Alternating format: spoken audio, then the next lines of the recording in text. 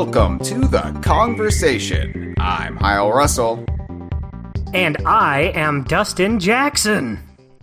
Oh, Dustin, you and I are both embroiled in moves right now. We are not like we're dancing. I wish we were on the dance floor. No, we are, we're both moving at the moment, like packing our crap up and moving to another domicile. And gotta tell ya, I don't know how you're dealing with it at the moment. You and the Idaho crew are moving. Don't worry, the Idaho crew isn't breaking up. They're staying together. They're moving together. But I don't know how you're coping, but I have to say, moving, not my favorite. Oh, it's the worst. It sucks very bad. And my thing is, this move has actually been pretty smooth. Like we're moving into a nice place. Mm-hmm. It's been pretty straightforward. It's not that far away, so it's not like we're hauling a bunch of heavy stuff across town. But it's just going to be stressful no matter what. Like even if it's like the smoothest move in the world, it's just not a fun thing to do. Yeah, for me, I am a creature of habit, and I'm a creature of like someone who just likes to. I think this is my introverted nature. I just like to, come home and just be in my private little enclave, and to have to like box up everything that I own. Like I put my fan gamer plushes in a box last night and I taped it shut, and it just felt like the most demoralizing thing in the world. And now when I look behind me, I don't see a great mighty Pooh grinning back at me, and that just fills me with sadness. I just feel like I'm torn asunder, cast to the winds, because my life is just betwixt boxes and what I haven't packed up yet. So I don't know. I don't like it. Not a fan. 0 stars. It's just weird being in a different place after being in one place for so long and having everything be different. But don't worry, Hyle. Me and our listening audience will be your great mighty Poos for today. Oh, that does give me a little bit of comfort. What else is bumming me out? And I know I'm always talking about what's bumming me out as of late, but it's August, it's mid-August, and, I'm looking at this Stinky Ape summer, and I realize I haven't really done much this summer. I haven't had the time, the freedom, or even, really the money to do anything, not even spectacular, just, basic summer stuff, like going out to, say, the beach, or perhaps an amusement park, a theme park even. And I don't know, it fills me with some regret, like I'm just wasting my life away, but not in Margaritaville, because then I at least get a delicious beverage. I'm just watching the summer go by, and then it'll be fall, and then it'll be winter, and then I'll be dead. Yeah, I mean, that sums it up for all of us. We're going to be right there with you. So, and I'm just thinking, wow, when did my life get so hectic that I can't do anything? And it's like my dog. She's a nervous dog. She can't be left alone. So somebody has to stay with her at all times. So that really limits my freedom. And I'm just thinking, wow, I haven't really gone on any great adventures. I haven't even gone hiking since my failed bear hike back, not E3 week. So, I'm in a bit of a funk, but I'm trying my best to work through it and not give in to the despair. And I thought, what would be a great episode of the Kongversation to do to help me through this very troubling time for me where I am moving and I'm lamenting time lost. And I thought, I could look forward to better days ahead. And one of those better days ahead is my inevitable pilgrimage to the Donkey Kong Country theme park that will be opening in select Super Nintendo World theme parks in select Universal Studios around the world. And I realize we haven't really done a dedicated conversation on this topic yet. Of course, we've talked about it here and there, drips and drabs, bits and pieces, but we haven't really sat down and said, hey, here's everything we know at the moment about Donkey Kong Country, the theme park. And I was like, well, that's what we have to do. So I called Dustin up on my Dustin phone, because I have a different phone for every staff member at DK Vine, and friends of the show who also appear, like Josh Wallen and Malik. And so, right, you want to know who you're calling. Right, they're color-coded. That's the only way I can know. If you figure out a simpler way where I can call somebody I want to call without memorizing their number, you tell me. But no, I own like 12 different phones.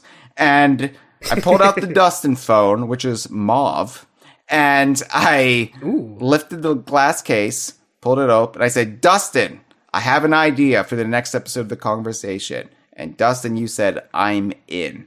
I am so in, baby. There's nothing I'd rather be more in on that day than talking about Donkey Kong Theme Park Land.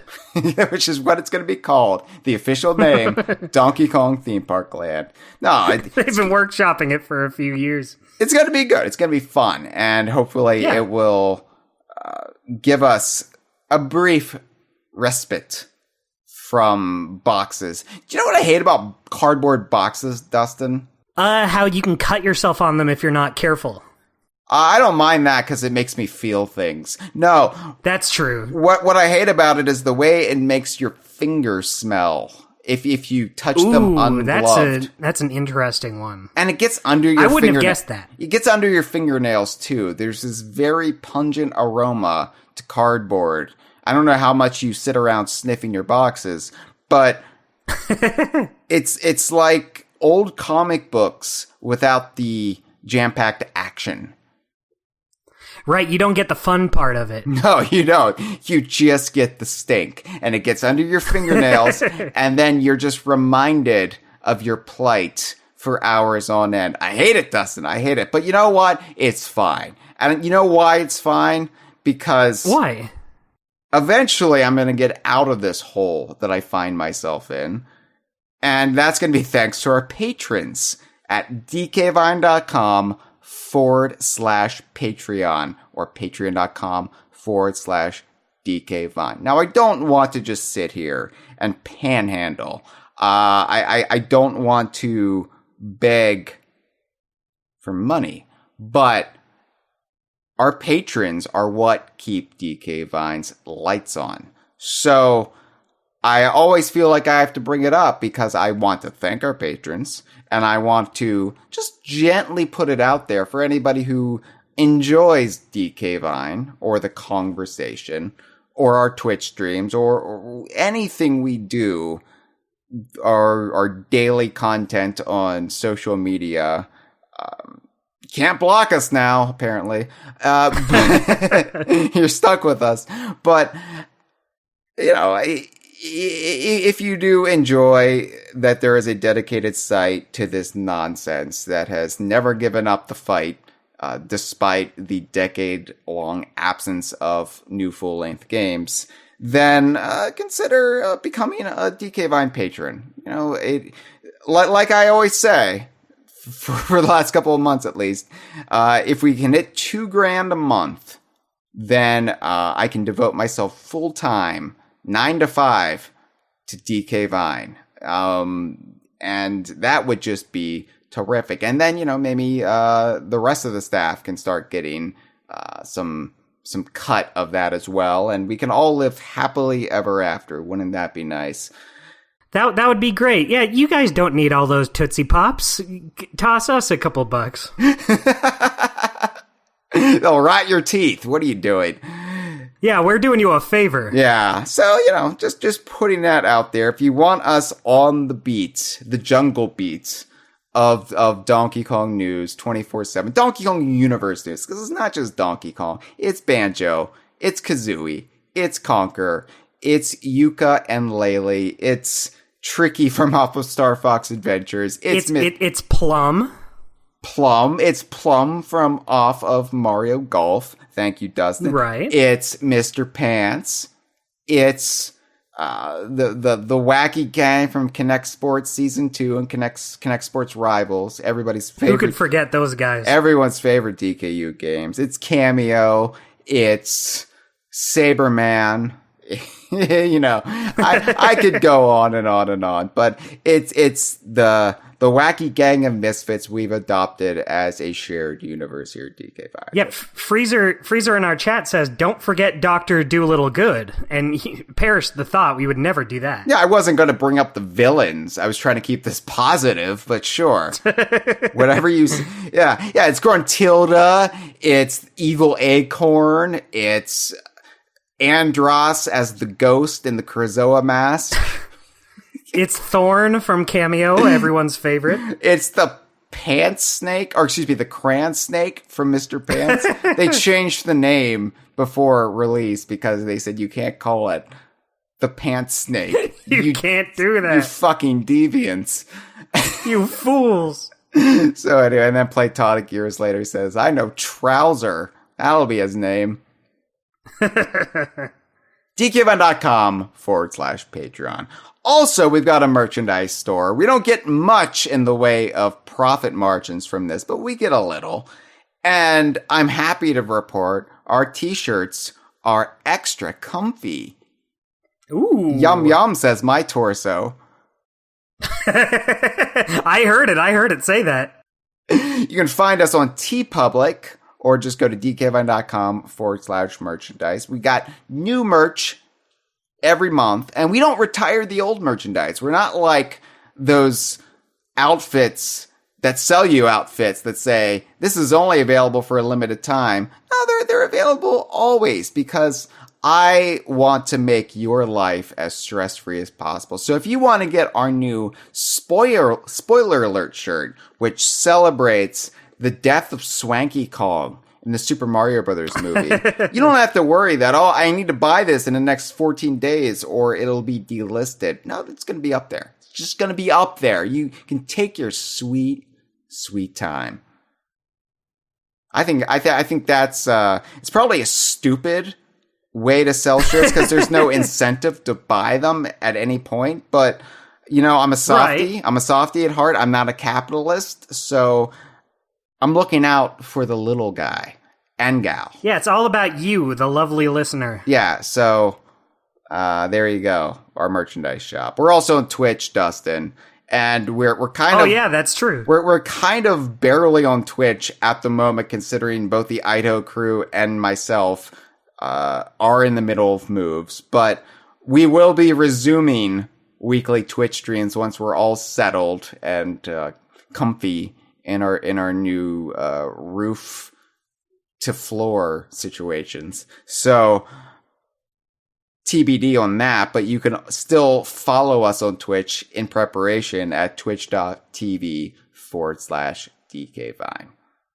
Yeah, it'll be great when it happens again.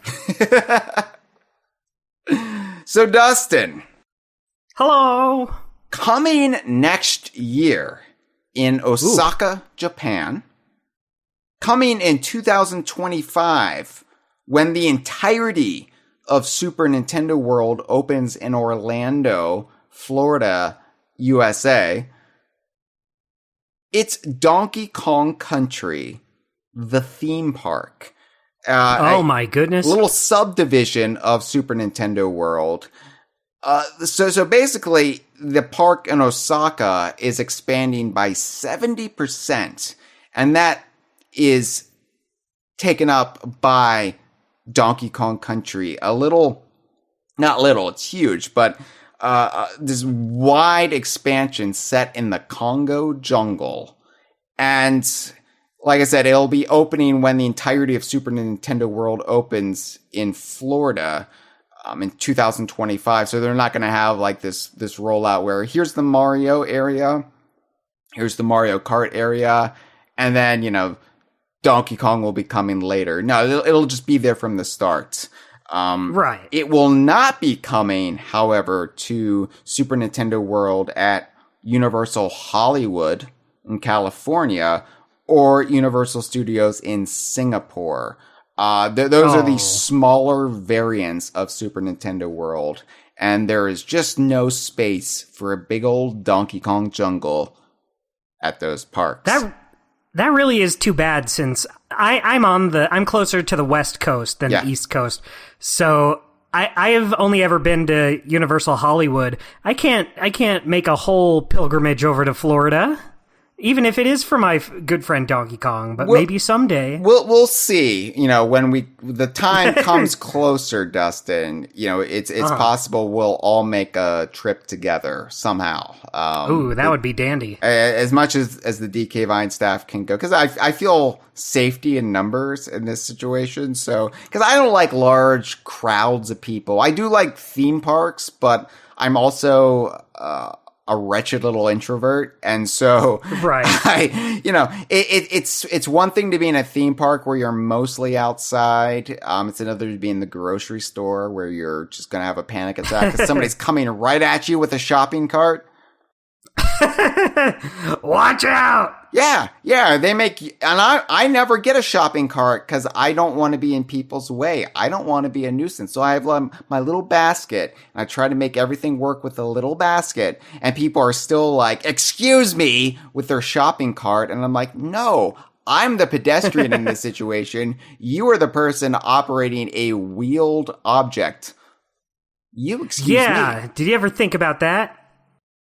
So anyway, I am looking forward to this because it has been my lifelong, well, not lifelong, since I've been a fan of Donkey Kong Country, since 1994, it has been my dream to have a theme park space dedicated to Donkey Kong, and I never thought it would actually happen. At the outset, you think maybe one day somewhere we will get a Nintendo ride or a couple Nintendo rides at a theme park. And maybe, just maybe, they will do the Donkey Kong Minecart roller coaster. But it always just was a fantasy, right? And I would go to the theme parks here in my state of Virginia, here in the Mid-Atlantic. And I would go to King's Dominion. And I would go to Busch Gardens in Williamsburg and ride a wooden roller coaster and just imagine myself on a Donkey Kong minecart roller coaster. Imagine what that would be like, how fun that would be. And it would just be in the realm of fantasy. So I never thought it would actually happen. But my God, it is happening, Dustin. And it's happening really soon.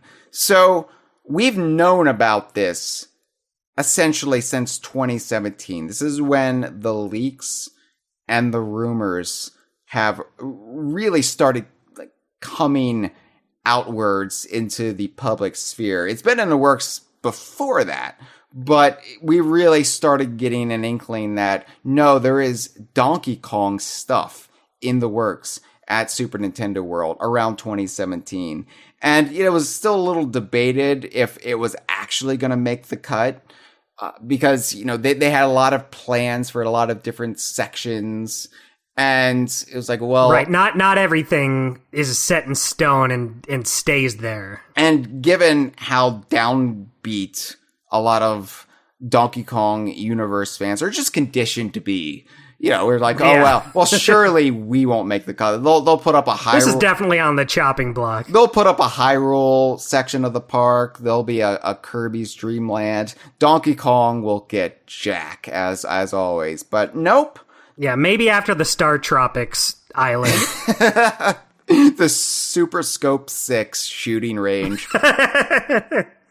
Yeah, but no, we are kings and queens here, Dustin. We are getting the full treatment right alongside Mario. And of course, this ties into what we have heard since roughly 2018 or so about Nintendo's big plans for Donkey Kong. And I know it feels like we've kind of drifted away from that security blanket of knowing that, of having those leaks and having DK Vine's own reporting on this, because it's just been so long since the game, and we hit that 10-year anniversary mark this past June of Tropical Freeze for the Wii U's reveal, which was just this big demoralizing milestone for the community because it's been so long since a Donkey Kong game.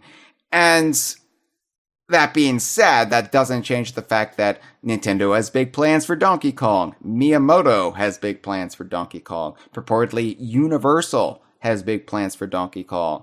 And we even see that synchronicity in this theme park plan. So a lot of what we know about the Donkey Kong Country section of Super Nintendo World has been pieced together through various leaks here and there since 2017. So for 6 years now.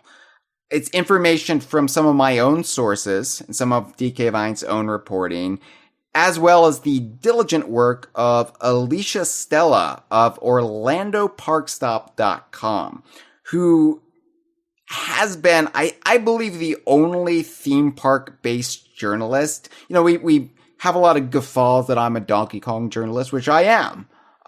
But I'm like the only one. I'm the only one who's really claiming that title.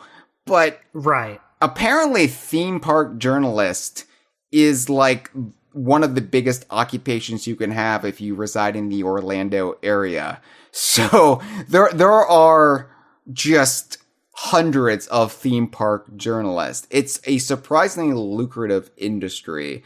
And are you kidding? My mom watches like YouTube videos on Disneyland from people who just go to Disneyland and report on stuff. That's like all she watches basically ever. Yeah, there's like YouTubers who all they do for a career is they go to spas and get massages, and I'm like, shit. And I chose Donkey Kong journalism. Oh man, we bet on the wrong horse. But no, I do want to give a shout out to Alicia Stella because she's been the only theme park journalist that I've seen who has actually been getting most of the Donkey Kong lore details right when reporting on all of this. And that is a high watermark for me. If you're getting Professor Chop's name right, then you are, I believe, one of the superior theme park journalists in the Orlando-based area. So, check her reporting out, check her website and YouTube channel out. Orlando Park Stop. She's been doing great work. I'm maybe going to try to get her on the conversation closer to Donkey Kong Country's grand opening in 2025. Good idea. Yeah, but put that aside for now. We do know quite a bit. We have a pretty clear picture of what this park is going to be in both Osaka and Orlando. And they're going to be virtually identical. I believe the layout's going to be the same. I don't think there's going to be too many variances aside from, the language spoken. So it's not going to be like a smaller version like Mario World at Hollywood, where I don't even think they get that Yoshi ride. No, the Hollywood version is a truncated sort of junior experience. It's the Duplo to the main Lego set in Osaka and Orlando. It's the Donkey Kong Land to one's Donkey Kong Country, you might say. It's Donkey Kong Land if Donkey Kong doesn't even show up. If Diddy Kong doesn't even show up. Just if it's Donkey Kong Land, but it stars Mario. What would you call that? I don't even know if that... I couldn't even think of a possible name for a game like that. Donkey Kong Land, but with Mario. It stumps me. But that'll fly off the shelves. There was a leaked diorama of the Donkey Kong Country section of Super Nintendo World some time ago, several years ago. And at the time, there was a lot of trepidation. Well, this is just a diorama. It's just the loose plan. A lot of it must be subject to change.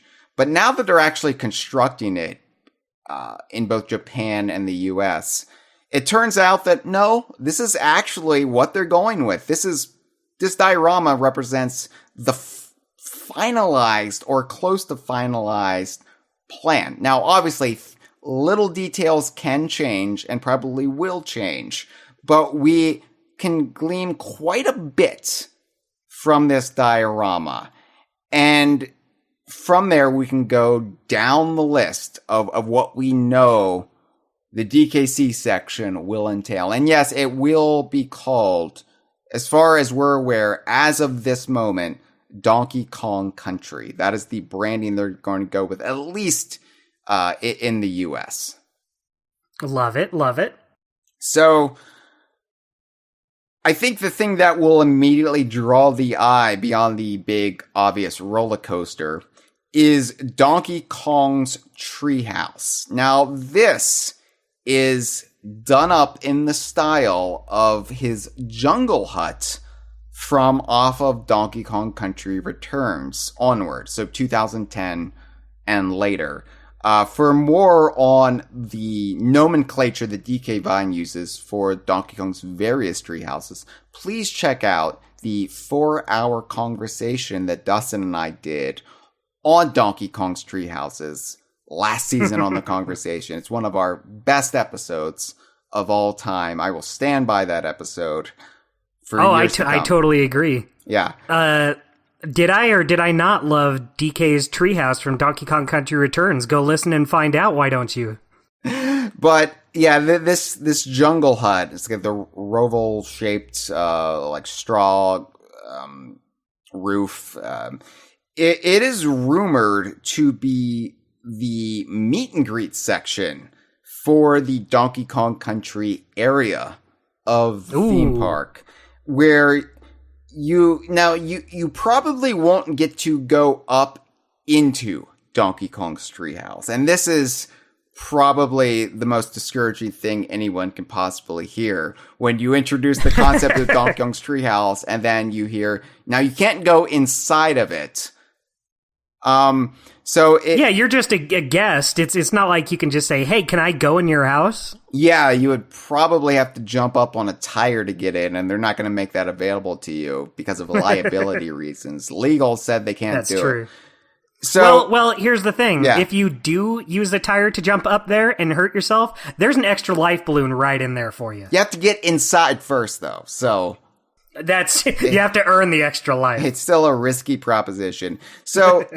From what we can gather, it looks like there is a big kind of platform underneath the treehouse. And this is where you will go to get your picture taken with various Donkey Kong characters, costumed actors in the park, cast members, whatever Universal calls them. And, you know, you'll get to pose in front of Donkey Kong's treehouse with Donkey Kong, perhaps Diddy Kong, perhaps Cranky, perhaps whoever they will commission a costume for and hire. They might have a rotating group of characters like, oh my God, it's 3 p.m. and Funky's here. Quick, let's go get our picture taken with Funky. It's Funky time. Your horny father sees Candy Kong and it's like, I'm going to go get my picture taken with Candy Kong. This is going to be great. That's what your horny father sounds like, everyone. That's true. So there has been some loose talk, and I say very loose because I think this has been mostly speculation. I have not seen any hard and fast actual leaks about this, but there's been some loose talk about the treehouse potentially being used for live performances, for special events. Like, I'm not sure how feasible the rumor could be, like to have like a band or like Dixie Kong's Jungle Jam or something up in the treehouse, because just looking at the layout of Donkey Kong Country, I don't think you would want to have like large groups of people just milling about, because it would just choke accessibility through the section, like to the roller coaster, to the various other little things you can do, various sundries. So I don't think they would want to really do that. It has been speculated that it could be used for that purpose.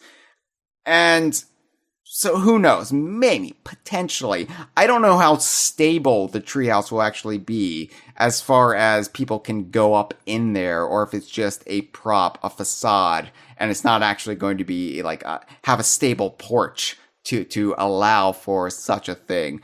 But Right.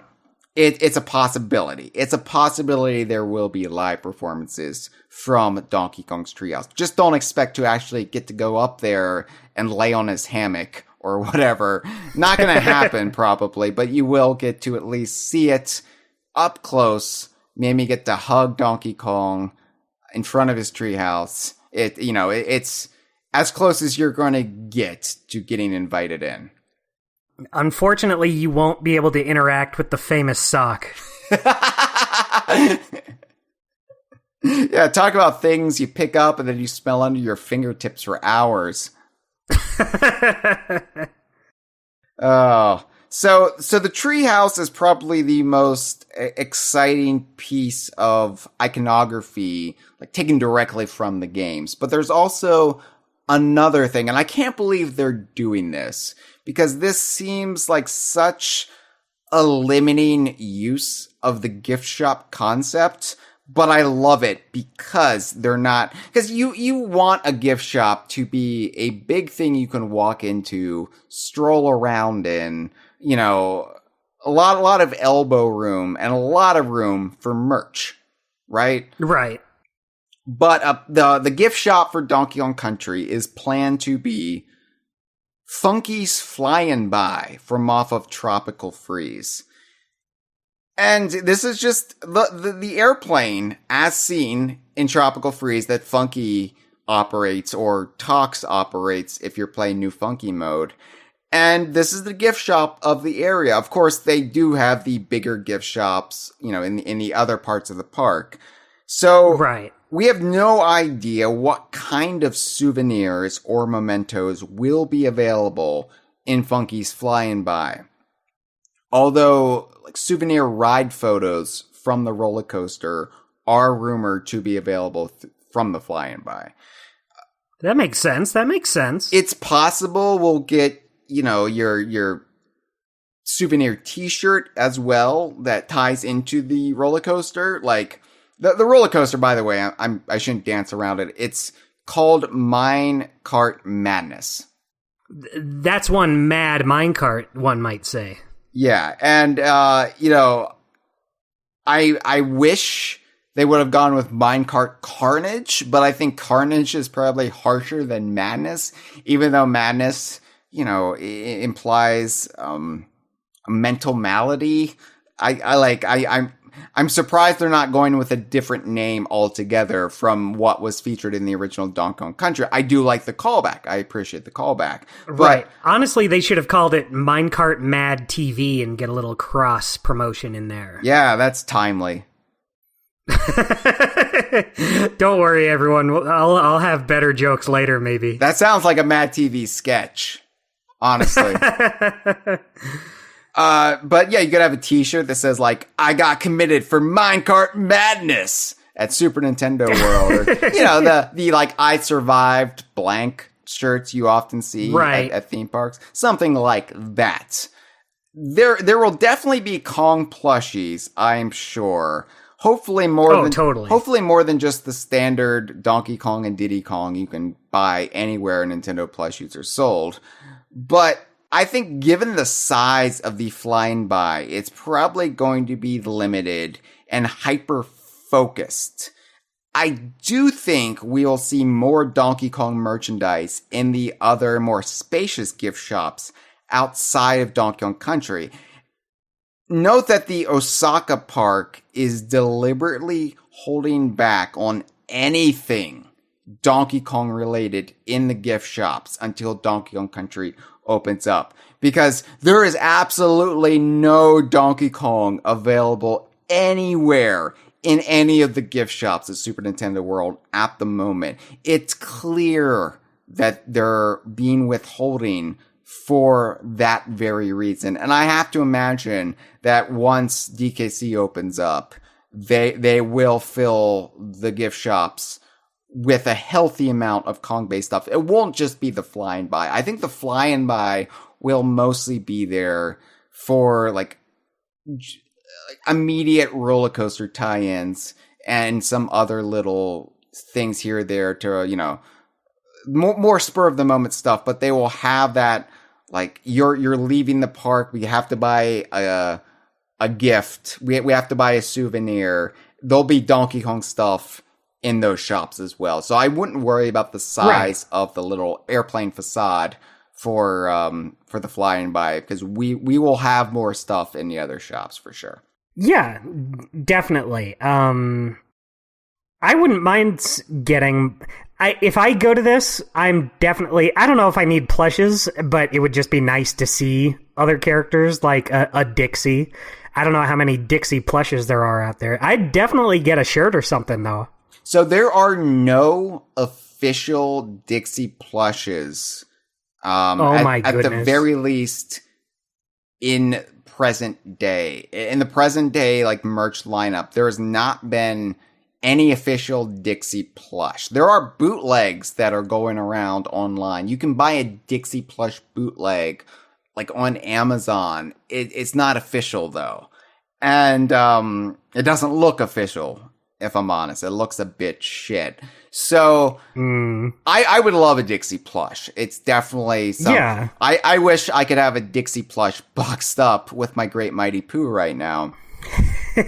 But the thing is, like, the thing about Super Nintendo World is they have park exclusive merchandise. If they do make a Dixie plush, I have to imagine it will be available in other places besides Super Nintendo World. Like, they might have park exclusive plushes for sure, but I think Dixie's a pretty evergreen thing. Yeah. But if there's any, like, park exclusive stuff that you could only get at the park that you can't order online after the fact, then the FOMO is definitely gonna come over me, and I'm gonna have to get whatever that is. You gotta get that Professor Chops plush. You know, for as much crap as I give the man, I would I would totally love a Professor Chops plush. I would too. I'd totally get that. He just, to me, he especially feels like one that would just work as just like a little plush you could just get, like a little, maybe even fit in your hand little plush thing. Maybe he has a little wiggle mechanism inside of him, and so you squeeze him and he just, like, gyrates his hips back and forth. Now we're talking. Now that's gonna put money in their pockets. I have to point out that theme park prices are absurd.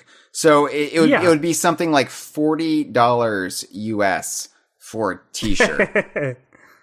Yeah, that's true, and I hate to say it, but I'd probably at least get one. Yeah, for sure. I just want to say that's double the price of a DK Vine t-shirt on our merchandise store at TeePublic. So we're offering the better deals here.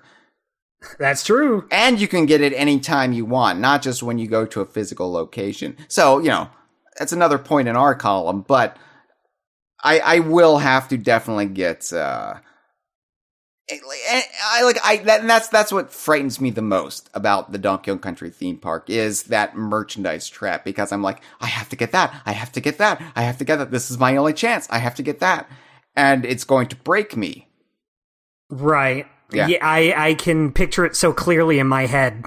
And then I'm like, what do I do with this? I will buy the merch the first thing, and then I just have it all in my hand, and I'm like, I didn't think this through.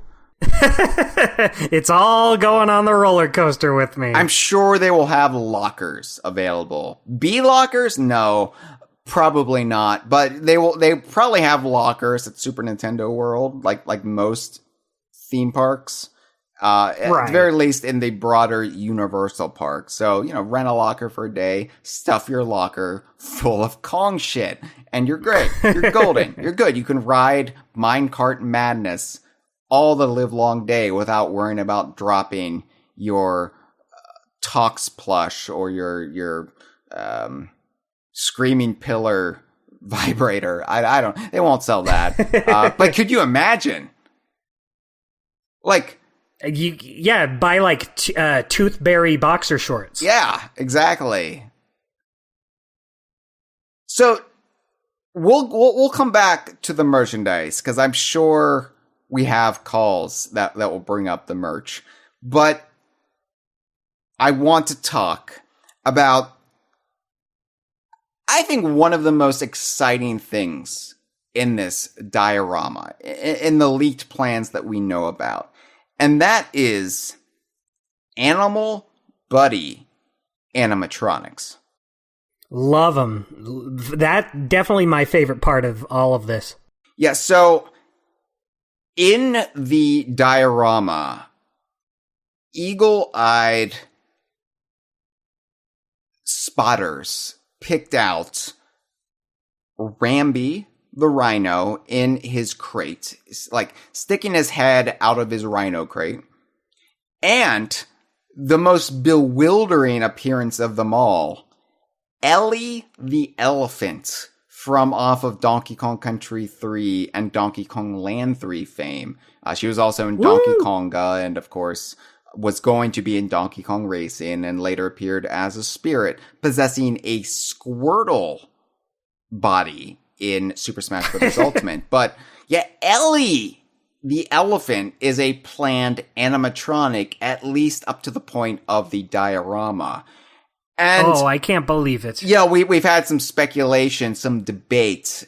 Is this really Ellie? Could this just be the elephant from Donkey Kong Country Returns, who DK Vine has given the fan a name of Elliot, to tie in thematically to Ellie, but also as a tribute to my childhood friend who I played Donkey Kong Country games with and really developed early DKU notions with.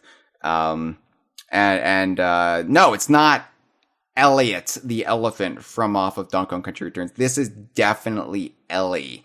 You zoom in, you enhance. That is basically Ellie's render from DKC3, just brought to life as a model. Yeah. And it's just unbelievable to see her there. So now it's believed that these are animatronics of the Animal Buddies, because Universal has patented a lot of very specific animatronic technology that hasn't been put into use yet. And it's believed it is for Donkey Kong Country specifically.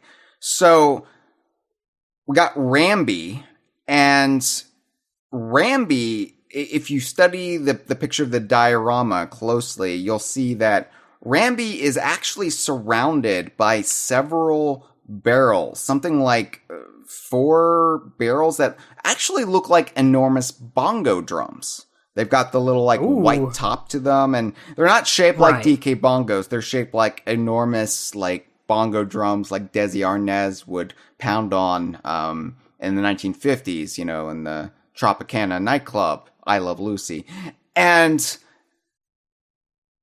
Universal has also patented technology that utilizes barrels and a mallet. So the thinking is that this is going to be for this mini game that you can play with Rambi, and you will play this mini game by utilizing a power-up band. And Dustin, you know what these power-up bands are? Right. Yeah, the ones they have at Super Nintendo World. My nephew got to go, and he got one of Toad. Oh. Just what? Toad is... Fancy, right? Toad is the power-up band? Like Toad's wrapped around your wrist? Well, it's themed around Toad. It's Toad-esque. Toad colors. Oh, okay. So, yeah, you buy a power-up band so you can play the mini games in Super Nintendo World. It's a racket, basically. It's you can't experience the full immersion of the park unless you buy this extra thing that you then have to put on your wrist. But it's thinking that you will use the power-up band for some of these mini games in Donkey Kong Country. And I think, my theory, this is just my theory, but I think you've got what appear to be bongo drums, you've got a mallet, and you've got Rambi sticking his head out of a crate. How does that all add up?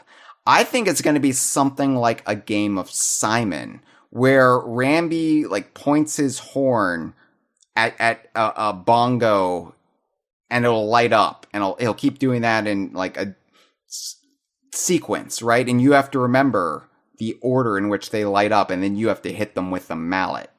And if you get it, if you win the game, like the Banana Bird Caves from DKC3. Right. And if you do that, I'd be fine with that. Yeah, if you do that, then you'll win a prize or whatever. Or maybe it'll tie in to a greater narrative, as seen in some of the other parts of Super Nintendo World, like the Mario parts have like this narrative with Bowser Jr., and maybe there will be an ongoing narrative. And if you do the mini games, if you win the mini games, then you get access to the grand narrative of Donkey Kong Country, the final boss or whatever. I don't know. But I just hope that the Rambi animatronic does not talk to you.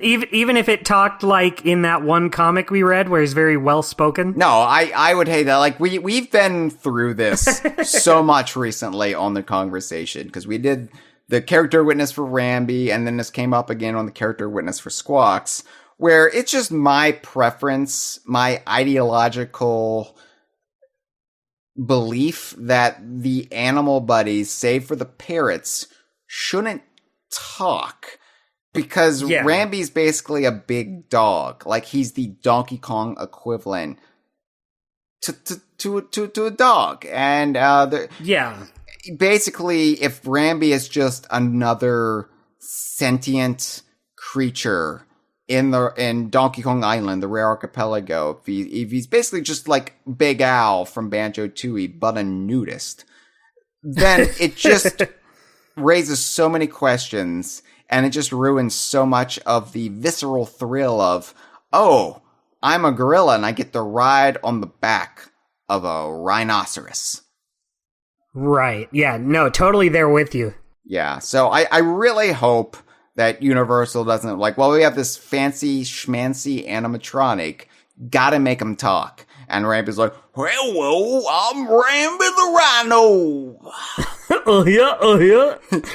I don't know why my Rambi the Rhino animatronic sounds like your horny father, but anyway, the more exciting of the two, because I'm very excited about a Rambi animatronic. Absolutely, 101%. But I'm 103% excited about the Ellie animatronic, because, again, it's Ellie. It's an Ellie the Elephant reference in 2024, 2025. Like, what the hell? It feels like DKC3 kind of gets the short end of the stick when it comes to being referenced in things.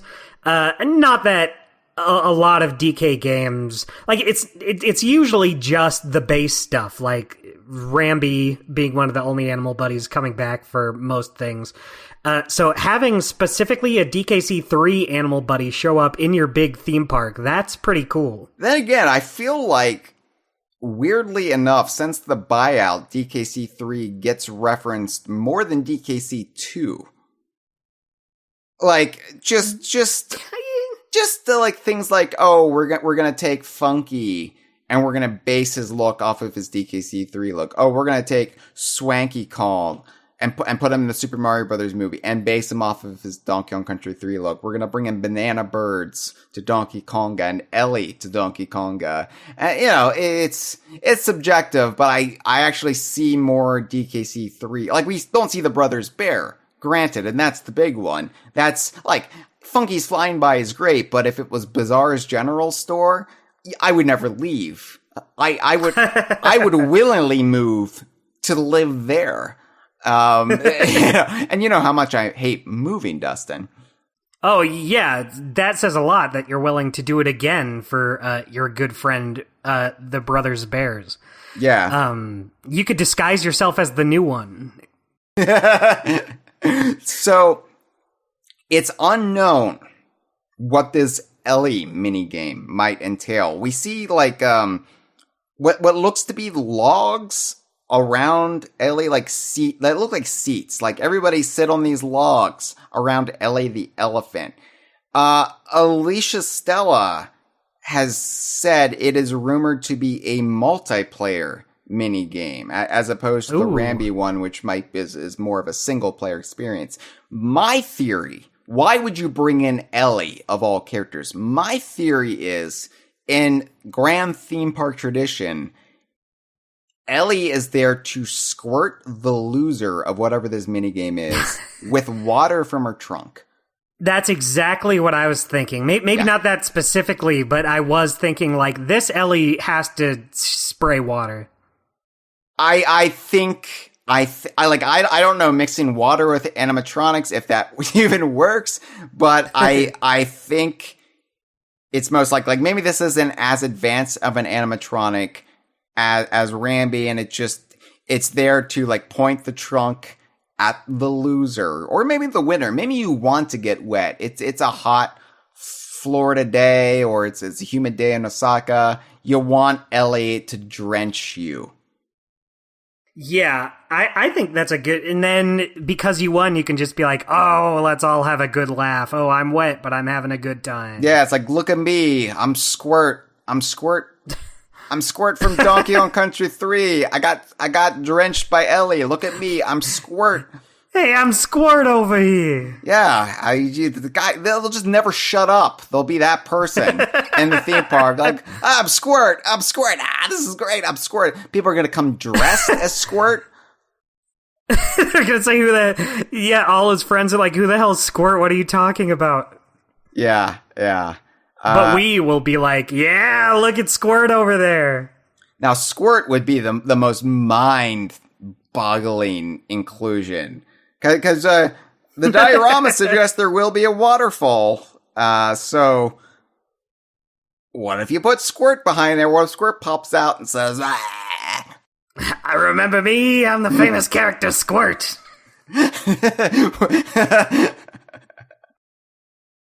That was Malik who wanted Wrinkly to sound like that. Wrinkly Kong. Yeah, in the Donkey Kong movie, spinning out the Super Mario Brothers movie. I'm never gonna die. So yeah, I think Ellie will squirt you in this multiplayer minigame. I don't know what it entails. I don't know what it's going to be about, but I think Ellie's going to get you wet. Love it. Now, this is not in the diorama, and I do not think it will be included in the final park, but I do feel like I have to bring this up. In relatively early concept art that does line up roughly with what we've seen with the diorama, there were plans for a Tiki-Tac Tribe pirate ship as seen in Donkey Kong Country Returns. That would be moored near Donkey Kong's jungle hut. Which if you look at the diorama, the jungle hut is right next to a body of water, which probably ties in more to the roller coaster, but there could be plausibly room to stick a ship in there.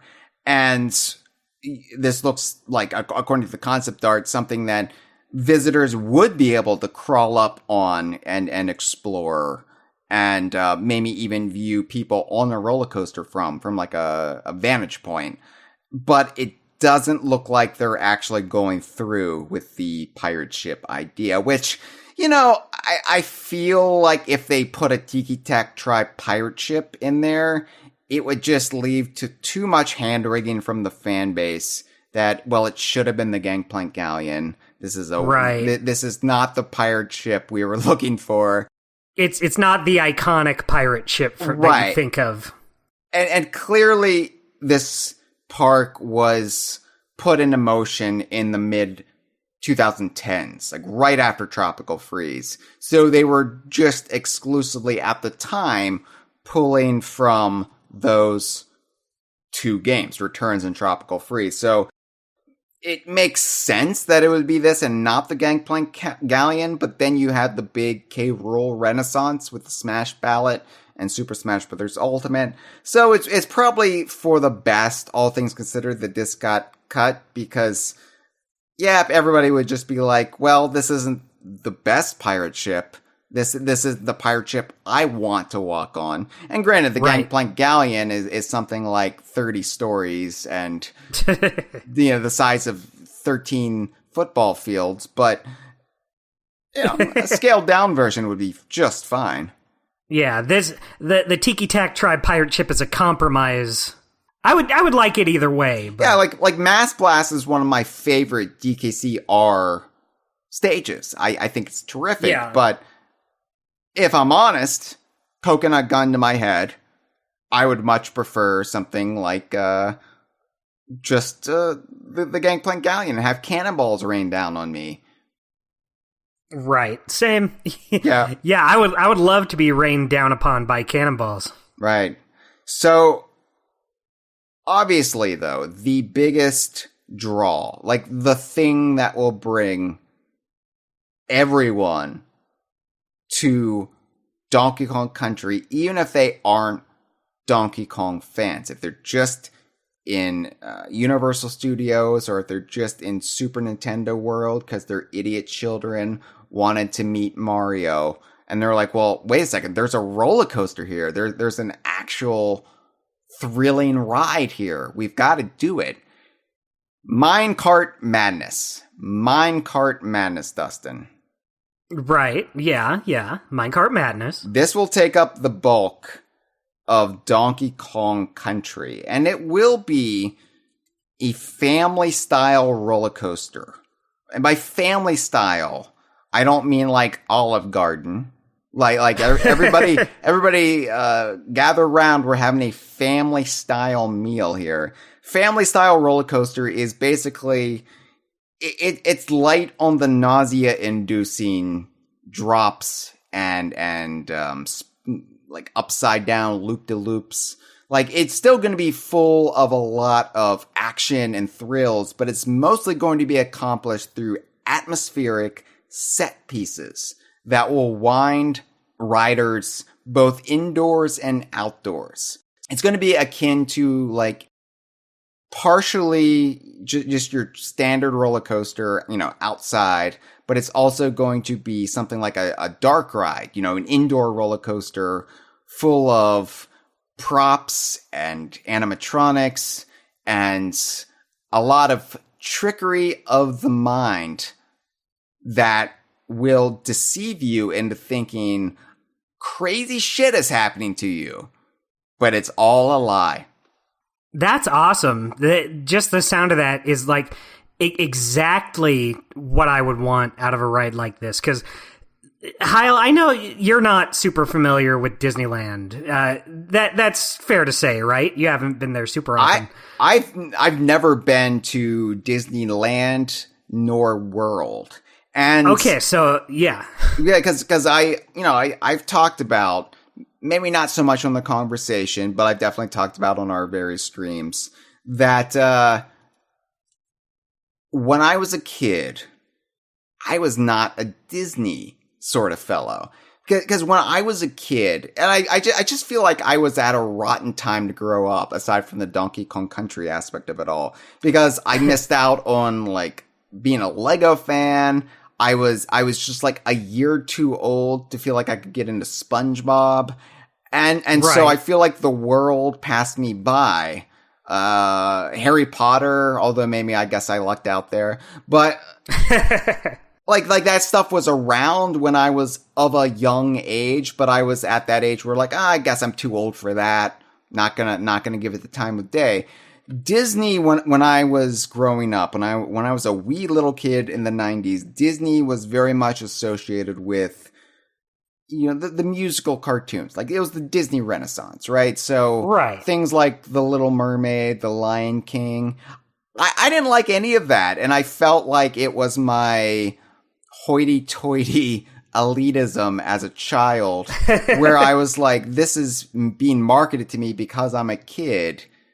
You're gonna have to try harder than that. It was the same reason I didn't like. It was the same reason I didn't like Dr. Seuss, because I was like, I feel like you're talking down to me.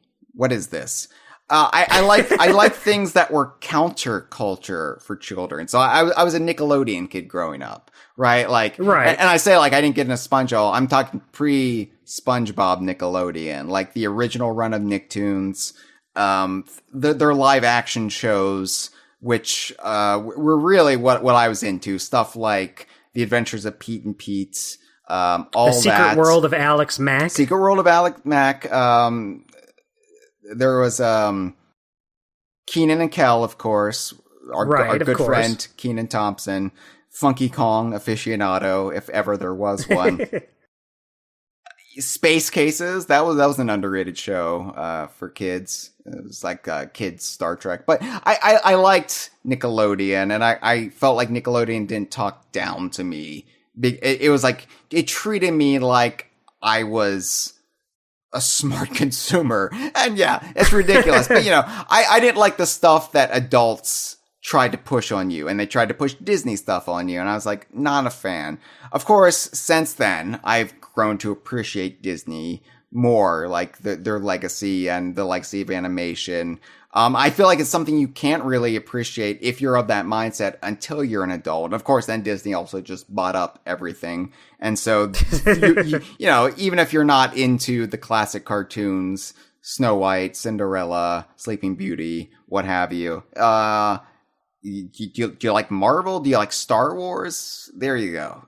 Odds are we're gonna have something you're gonna like. Do you like National Geographic? Because Disney apparently owns National Geographic now. So yeah, it's just, I feel like I would have more interest going to Disney World or Land nowadays than I did when I was a kid. But when I was a kid, I actually went to Universal Studios. It was my first big theme park experience because I wanted to go to Nickelodeon Studios, which was still an active TV studio at the time, and you could tour it. I saw Mark Summers from Double Dare. Thrilling moment in my young life. That's awesome. I wish I could have done something like that. I was also a big Nickelodeon kid. I would have gone crazy. I went to Great America once, and they had like a little mini Nickelodeon section there, but it wasn't the same. Yeah, they so King's Dominion used to be owned by Paramount, which I think that park was also owned by Paramount. And so, because Paramount was Viacom and they own Nickelodeon, there was also a Nickelodeon part of King's Dominion for a few years in the late 90s. And yeah. Was it cool? I mean, it was the same. They had like various little Nickelodeon themed attractions. You could walk through like, this water maze that just like hose you down with all the wetness. That sounds familiar. Just like Ellie could. They would occasionally have a stage show or something, but it wasn't where they actually filmed the Nickelodeon stuff. So it wasn't as special. But yeah, like, anyway, I'm sorry to derail you, Dustin. That was my childhood experience of avoiding Disney because I viewed myself as above it. But yeah, I would like to go now. But yeah, I've never been. I have no experience with Disneyland. Okay. Well, I just ask because I am a big Disneyland guy. Me and my family just went a few months ago. Just as good as ever. Had a lot of fun with it.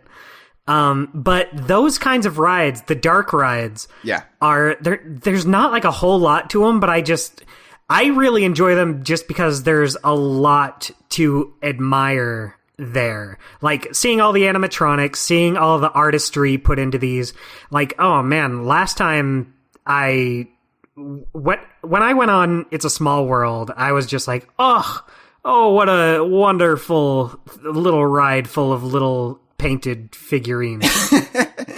There's 3 dark rides that I always go to in my mind when I think of the ideal, I guess. And I think Minecart Madness is going to blow them all out of the water. When I went to Universal Studios when I was a kid, there was an E.T. ride. And you basically like ride on the bike, Elliot's bike, not my Elliot, not the elephant Elliot, the Elliot from E.T. the movie. You ride on his bike and E.T. enchants it, and you fly up into space, and you go to E.T.'s home planet, and it's all just indoors. It's a very calm, gentle ride, but it was just amazing as a kid. I wasn't even an E.T. fan. I was like, I think the movie's sad. I don't know. But it was just cool because I was on an alien planet on a bike, and the bike was flying through the sky, and it made you believe. And the artistry was just off the charts. Then in King's Dominion here in Virginia, I don't know if it's still active. I haven't been to King's Dominion in many years, but when it was owned by Paramount, they did an Outer Limits tie-in called Flight of Fear, which was, Outer Limits is basically like the RC Cola to the Twilight Zone's Coke. You know, it's just basically, the off-brand Twilight Zone. But they did a ride called Outer Limits Flight of Fear, which is a very intense roller coaster, but it was all indoors, set in like this. It was the 90s, so of course the extraterrestrial craze, you know, the X-Files, 50th anniversary of Roswell. It was just in the zeitgeist, Independence Day. So it was basically in this government facility like Area 51, and you get on an alien spacecraft and it blasts you off, and you're just indoors, but you're in, you know, you're like in space, but it's just completely pitch black aside from some strobing lights. But it was just a very fun experience. And then the most recent one is a roller coaster, again, here in Virginia, at Busch Gardens in Virginia, called Verbolten, which takes place in the German Black Forest. And it starts off outdoors, and then you go inside in the dark portion of it, and you're basically in the forest, and it alternates what's stalking you. It's either like a wolf, or like ghost, like spirits of the forest, or I think a witch. But you have different like things lighting up depending on the supernatural thing that's coming after you. And it's just a fun experience. I love dark rides. I love that little extra element of fantasy beyond I'm just riding something really fun. I'm getting transported into this fantastical environment that I wouldn't otherwise ever get to be in. Exactly, totally. I'm right there with you, and that's why they're some of my favorite rides, even if they're not like those. Sound like you're saying those are like dark ride roller coasters, kind of like this, right? Except E.T. E.T. was a very gentle ride. Both Flight of Fear and Verbolten will make you piss your pants if you're not, because there's two parts of each ride. You can look these up. People have recorded their experiences on these roller coasters. You can watch them on YouTube, but there are jump scares in both where you're not expecting something insane to happen, and then it happens. And whoa, in Verbolten, basically the track gives out underneath you and you fall. Ooh. Yeah, and you're not expecting it. So it's like a drop. Yeah, it's a drop. Yeah, you drop out of the forest and you're not expecting it. And it's always fun because it's my favorite ride at Busch Gardens. So it's always fun to ride it with people who have clearly never ridden it and just you wait for the reaction. And it's just that's tee-hee, tee-hee. That's how I was when on our last Disneyland trip, because they opened that Star Wars land there now, and this was my first time going on that, and they have this ride called Rise of the Resistance, and it basically is just like a Star Wars dark thrill ride. And there's a couple parts with a drop, and I was just like, whoa, I didn't see that coming. I think what this Donkey Kong ride reminds me of most is the Indiana Jones ride at Disneyland, which is what might be my favorite ride. In my top 5. What is the Indiana Jones ride? So, a group of people gets in like a little car, like a little jalopy tour guide car, and it brings you through a temple that Indiana Jones is in. And you know, it jostles you around, it speeds up, slows down here and there as you go through this temple. there's projections of like bugs on the walls. You go through a room where there's skeletons blowing darts at you, so you have like air blowing at you from the sides. There's a big pit of fire. Yeah. You know, stuff like that. You just go through the track.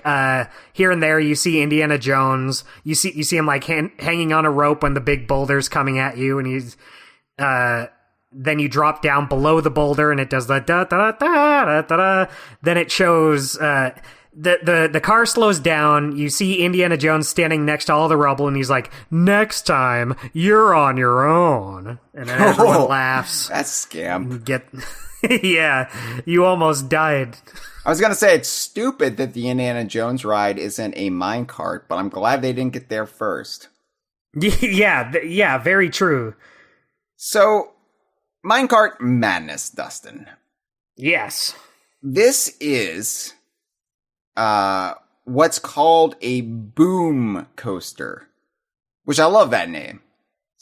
Boom coaster. I've never heard of it. Boom coaster. Well, you've never heard of it because it's a new type of roller coaster patented by Universal.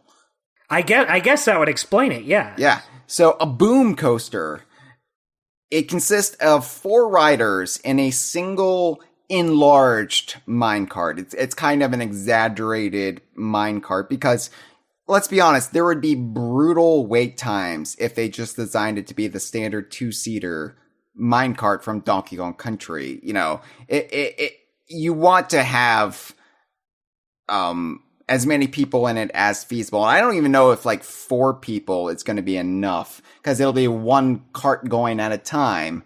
I mean, I think they'll be staggered a little bit, so it's not like you have to wait for the cart to go full completion, because then you're going to be waiting 7 hours to get your turn. But yeah, they have like these larger mine carts, which, you know, it is what it is. You just kind of have to accept it in a situation like this. But basically, it is simulating a traditional wooden roller coaster.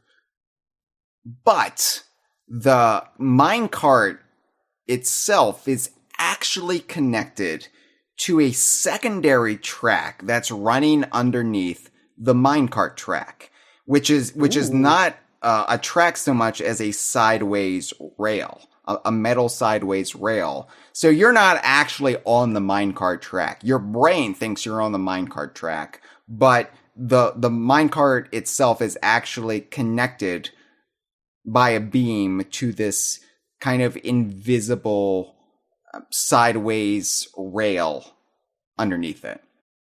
All right. I'm picking up what you're putting down. It makes sense. It's kind of like an inverse hanging coaster. It's tricking your brain into thinking you're on a runaway minecart, which will allow it to simulate things that would be impossible in a real setting with safety concerns. So, like Temple of Doom or Donkey Kong Country, you've got those jumps over the broken parts of the track. That's how you're going to be able to achieve it with this, because it's not actually jumping over a broken track. You're always safely attached to the real track, but your eyes are only seeing and your body's only feeling the simulation of the jump. Therein lies the thrills, Dustin. Oh, I'm beginning to see from whence the thrills come from. So, if the mere act of riding a minecart in Donkey Kong Country wasn't enough to get the juices flowing, open up that bottle and let it pour out, because here we go. Oh man, I can't wait to get my juices flowing. So that's effectively what Minecart Madness will be. That is the gimmick of it. That is what this. I don't know where they get boom coaster from. But it's where's the boom part? Boom goes the dynamite in when the mole miners blow shit up. I don't know, but awesome. Here's what I think will excite some of the hardcore fans out there. So there's going to be, of course, a queue area and probably massive lines when this opens up. But they're going to keep it entertaining. They're going to keep it light, because they're going to have animatronics in the queue area. Oh. Now, Universal has, again, patented a new type of animatronic. And looking at the diagrams that have come out for this patent, these are going to be highly targeted animatronics that will actually start talking to you, as you stand in front of it. These animatronics will make eye contact with you, and they'll start talking directly to you. And that's done through a variety of sensors that are aligned all over the queue area. So it will be pinpointed right when you're in the right spot. These animatronics will talk to you. And it's not currently known which characters these will consist of, but knowing what we know from the characters that will appear during the ride itself, it is likely, just based off process of elimination, that these will probably be Cranky Kong and Squawks. At the very least. That'd be great. Yeah, at the very least, those two. There may be more, but the Cranky Kong and Squawks are the most likely culprits. Can you just imagine Cranky Kong giving you shit as you're waiting in line? I cannot imagine a more delightful proposition for the Donkey Kong Country devotee. Just having Cranky Kong ream you a new one. That's all I've ever wanted in life. And I don't know if he's going to waggle his cane at you. And you know, he's obviously not going to strike you with his cane. He's not going to beat you with his cane like he does for Donkey Kong in the original Well, we'll DKC. see. But I can just picture him like making the motion from a safe distance, right? Because you can't touch the animatronic. The animatronic cannot touch you. These are very expensive pieces of state-of-the-art technology, so you've got to keep. I'm sure they're going to be climate controlled a little bit too, so they're not just going to get wrecked in the humidity. But you'll be able to be within eye line range, earshot of Cranky Kong, just bitching you out. Yeah, I can't wait. And Universal Studios, I've only been there once, but they do a pretty good job with like all of their queues. Like last time me and my family went, we did that Harry Potter ride, and I know Harry Potter's not exactly the hottest commodity right now, but boy, it was a cool queue.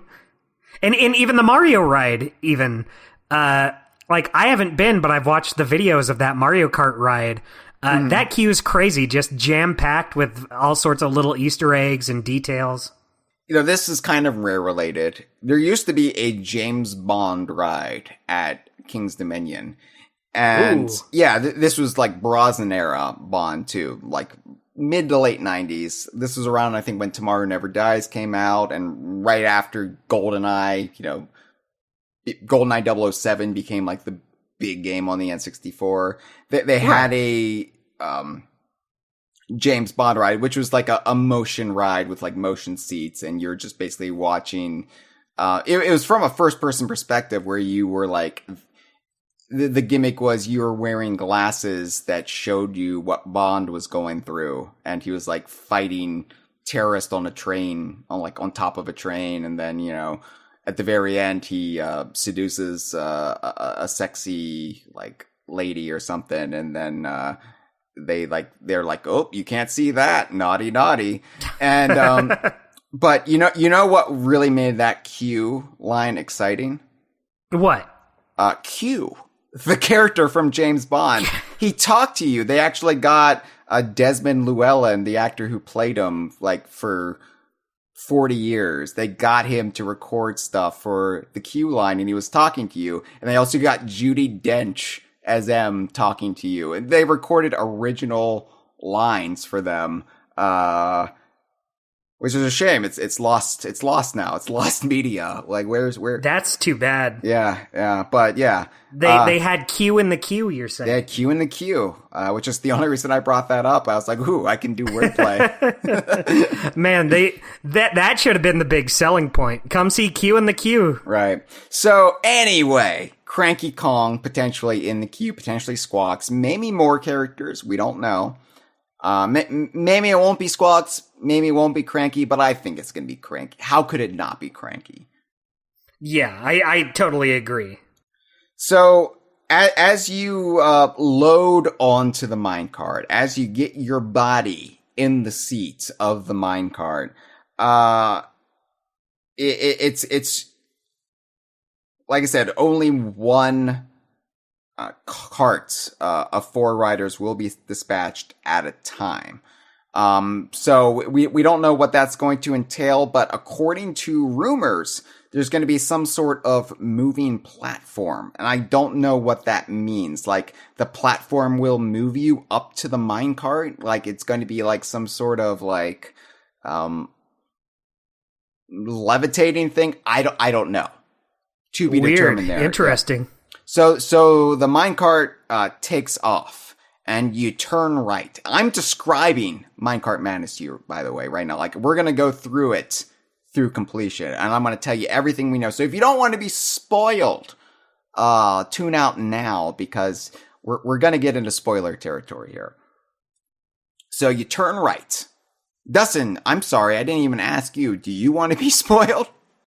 Oh, go right ahead. Okay. I'm sure by the time I finally get to write on it, I will have forgotten all of this. That's true, yeah.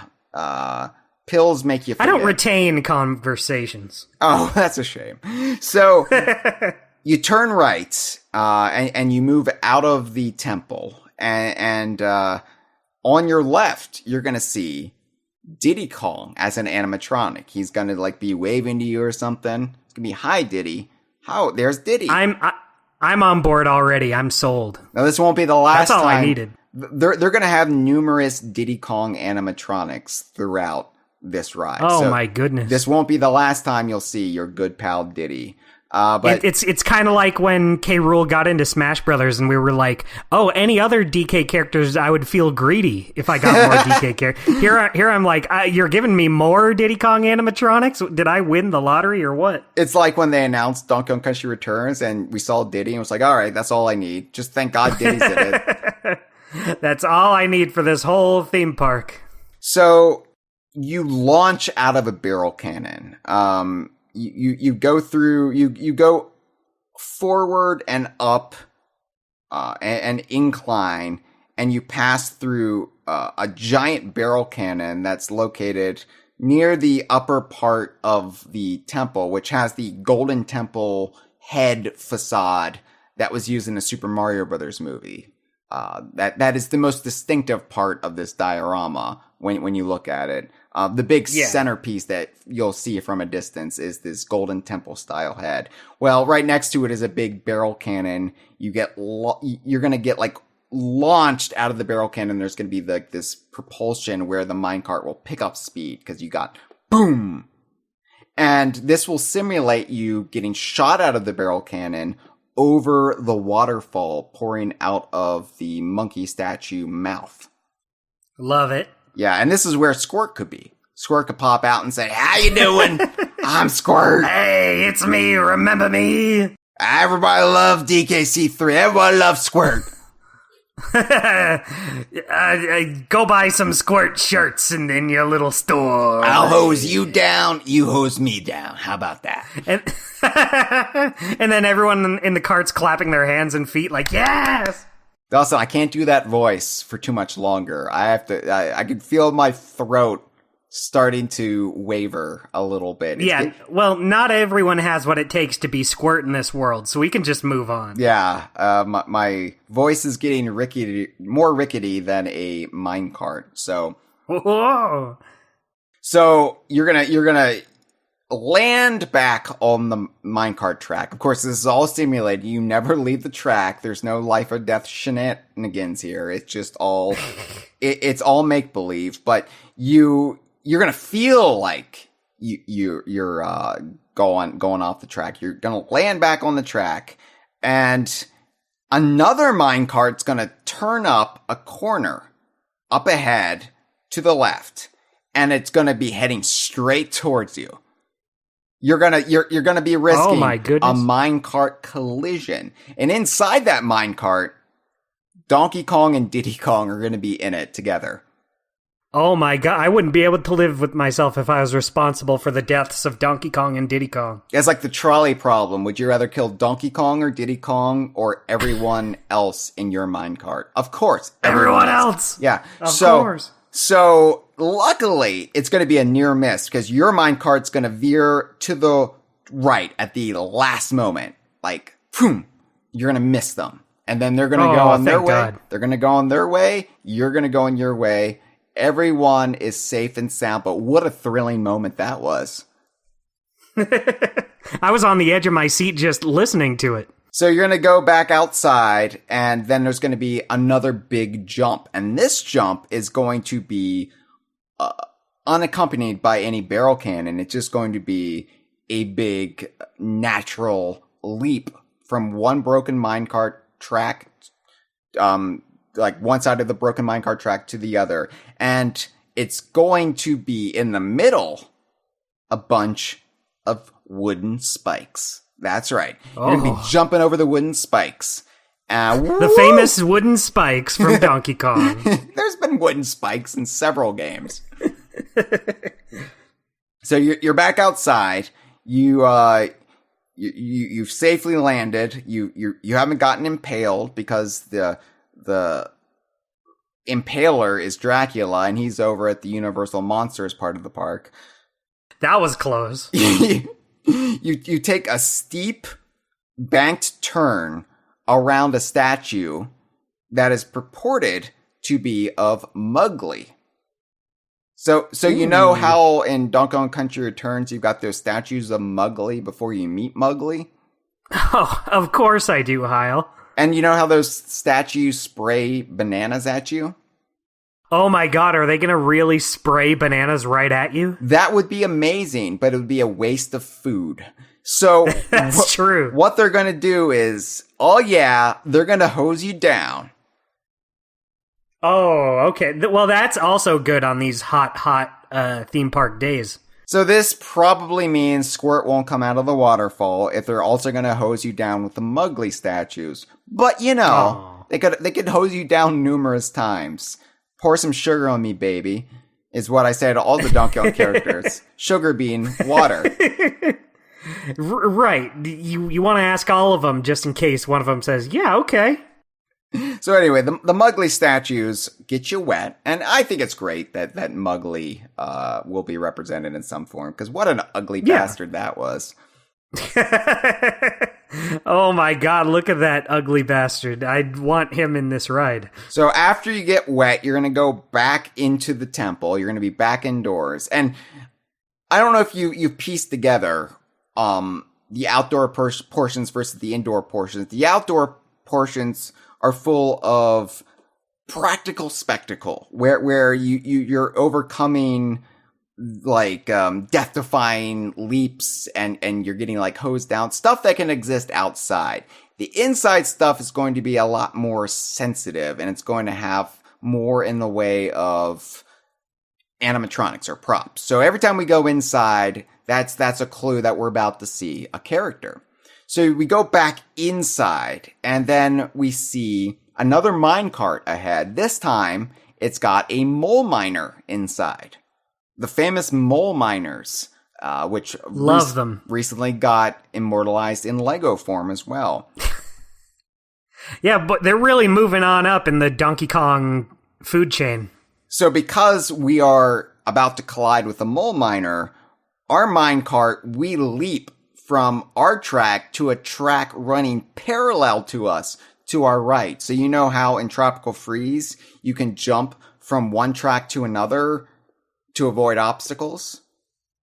That sounds familiar, yeah. Yeah, well, you do that here. You jump to your right in the minecart. I don't know how you all collectively decide to do that. All right, everybody, we're going to hit that mole, so everybody really put your weight into it. 1, 2, 3. If anyone doesn't like this plan, you're going to be responsible for us hitting this mole. Right, yeah, I don't know how they're going to sell that illusion, because you think it would require like everyone working as a team to really make you feel like you're actually doing it. But whatever. you're on the new track, but oh no, the track is blocked up ahead. So you have to jump back to the original track to your left, now that the mole miner has passed. So, boom, boom, boom. Anyway, that's fun. That's exciting. But what's even more exciting is who we're about to meet, Dustin. Oh! Because we're going to hit the halfway point of the roller coaster, and you know what that means. You know what that means. Yup, it's him himself. Yep, an animatronic of Professor Chops waving his flag to let you know, if you die, you get the restart right here. Thank you. That's exactly what I needed. Which I hope nobody tests that out. Like, I hope that nobody's like, oh, thank God, I got to Professor Chops, and then they just leap out of the minecart, and it's like, doesn't really work. Don't worry, Mom, I hit the checkpoint. It doesn't really work in real life, people. Professor Chops cannot save you. Look at his little pig arms. But after Professor Chops, oh no. So up ahead, we have a giant projection of Tiki Tong. Yes, Tiki Tong. Tiki Tong is just hanging out in Minecart Madness. I don't think this is going to be an animatronic. I think it's going to be a projection. I'm not really sure how they're going to bring the illusion of Tiki Tong to life. But Tiki Tong and his little hands have twisted the track into a corkscrew. Oh my goodness. So rather than falling upside down, you fall from this section to another section of the track ahead. So Tiki Tong has screwed things up for you. You're now down on another track. And then you turn right, you go outside. You're safe from Tiki Tong, that devious rascal. And ahead are screaming pillars. And we've seen these in the diorama. We've seen these in the concept art. The screaming pillars. The screaming pillars are apparently functional, and they scream at you. That's what I look for in a ride. Yeah. I like the rides that scream at you. And I think one of them, at the very least, one of them will drop. And ooh, you have to jump over it. Wow, interesting. Yeah. So you go around the corner, and then you're so fast, you're moving so fast and so reckless at this point that it looks like two of the wheels are coming off the track. Like you're only on the track on two wheels. Like you're going sideways at this point. Real life and death shit here, if this actually was real. So your cart finally realigns itself, but just as everything goes back to normal, you're jumping over the water, the moat, the same moat that at one time they planned for a Tiki Tak tribe ship to be in. So you're jumping from one side of the track to another across the moat. Love that. I love jumping over moats. That's what I look for in rides. You go back inside the temple then, and a large Donkey Kong animatronic is inside waving at you. So apparently he and Diddy got off the minecart, their own minecart, and Donkey Kong's just hanging out now, and he's saying, oh, hey, yeah, we almost killed each other. Hello. And then finally you go to the right, and as you're nearing the end of the ride, as the minecart is slowing down, you see Diddy Kong once more. Diddy Kong has found the massive, enormous golden banana. The same golden banana that was seen at the end of Donkey Kong Country Returns. The one that if you bite into it, you get transported to Tiki Tong's home dimension. So Diddy reaches out to grab it, and we disembark. We don't actually get to see him transport himself to the cloud realm. But oh man, what a roller coaster that roller coaster was. Right, of emotions and of the body. Right. Dustin, I think this is like this all sounds amazing to me. Like when I was fantasizing about a Donkey Kong minecart roller coaster when I was a kid, of course I wouldn't have imagined things like Professor Chops and Tiki Tonk because they weren't invented yet, but I would have never thought it would be this involved or this full of references from the games. Same. That's a lot. That sounds like a very involved roller. Like, I'm struggling to think of anything that's just filled with that much stuff. Yeah, and what I really like about it is, it's a roller coaster, yeah, the whole family can enjoy, but it should be full of enough excitement, especially for the Donkey Kong fan, that you won't feel like you've been ripped off in the thrills department. So even if you don't like roller coasters, you may find yourself willing to risk this one. Because I know, exactly. There are some people who just cannot do roller coasters. I used to be terrified of roller coasters too. I eventually worked my way up to enjoying them. I had a fear of heights when I was a kid. I got over it slowly, mostly by hiking, honestly. Like hiking mountainsides and stuff really helped get me over my reservations about heights and drops, and so now roller coasters are just a lot of fun for me. But this one, it should feel safe. Like it's going to simulate the fear and the thrills, but you're not actually going to be in any danger. You're not going to be going upside down or anything. So, right, yeah, I think it sounds like a great time. I can't wait. I like roller coasters. I don't go to a lot of theme parks that has roller coasters. Like Disneyland has like a couple, and they're not. They're great. I love them. They have one that's based around The Incredibles. That's probably my favorite ride. I can't wait to do this. It combines my two favorite kinds of rides: roller coasters and dark rides. That's it. You throw Donkey Kong in there, it sounds like a ride made specifically for me.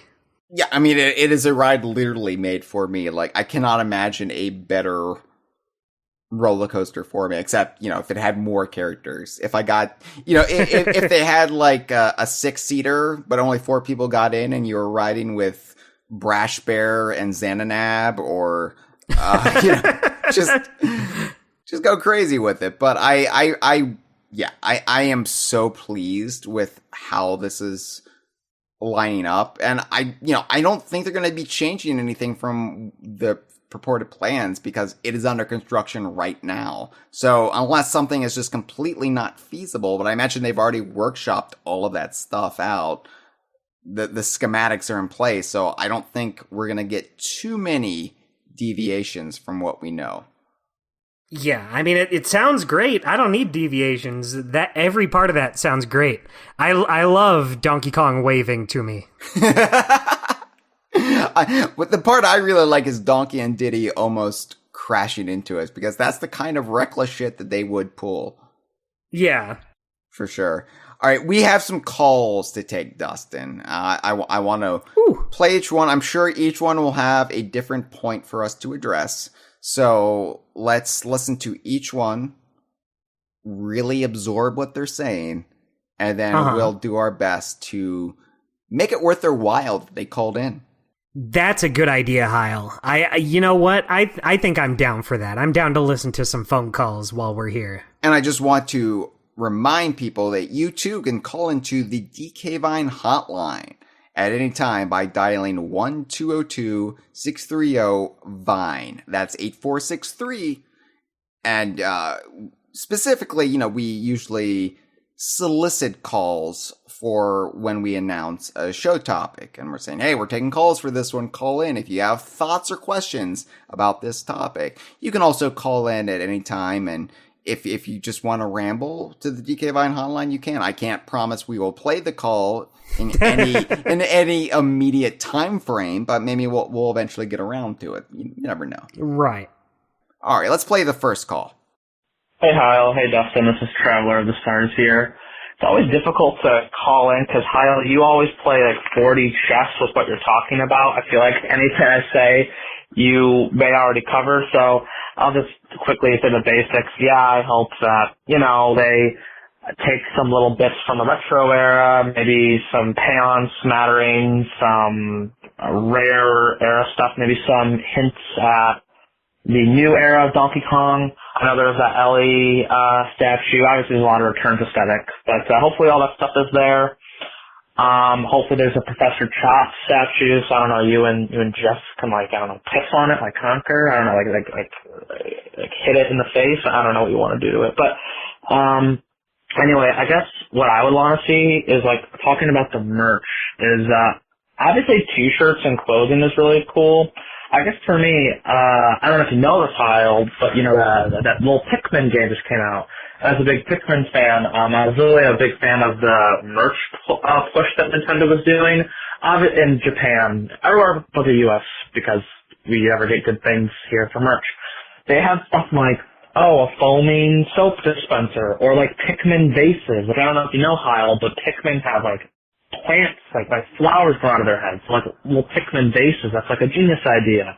Or Pikmin hand towels. Basically, I like kind of real life stuff that you can use that also can fit the character potentially. I don't know what you do for Donkey Kong there, a banana holder, a motorized tie rack. I don't know. Which, total aside, Hyle, I know you're the Mr. It's not Lego's Lego guy. In the Toadstool Tour episode, you referred to Pikmin as Pikmins. So the Pikmin community is very angry at you. The plural of Pikmin is Pikmin, so, I just gotta tell you that. But, anyway, I don't know, what kind of non-clothing merch would you guys be interested in? Maybe Professor Chop's, bacon or meat grinder? I don't know, just, what do you guys want? What about a tiki Kong, banana masher, grind up bananas, right? Or was that a Colonel Pluck? You stomped on the bananas or in the factory world, remember that? Maybe something like that. Maybe a Cat O' Nine Tails hairbrush, right? That'd be pretty cool, right? Anyway, that's all I got. See ya. Well, thank you for the call, Traveler of the Stars, and I would like to issue an apology to the Pikmin community for my transgressions. You should feel ashamed of yourself. These types of apologies are never easy to make. That's true. Promise you I will try to do better in the future. Don't worry, we're going to give Hyle 40 lashes after this. Ooh, with the Cat O' Nine Tails? Yeah, we know how much you love that guy. I do.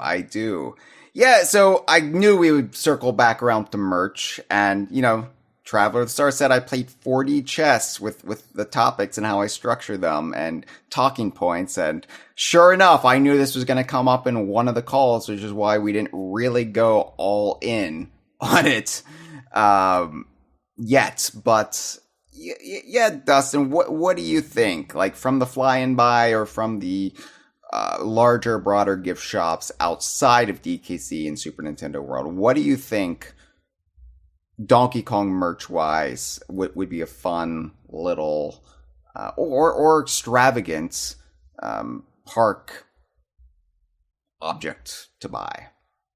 Well, I gotta say, I think my favorite suggestion from the call is the banana holder. That's something you can put to practical use. I feel like a banana holder is something you would buy from AdamandEve.com. So what would it be? How does a banana holder? Is it just something you place a banana inside of a hole and it just holds it for you? Yeah, I feel like that is kind of a stupid thing because most bananas come in bunches.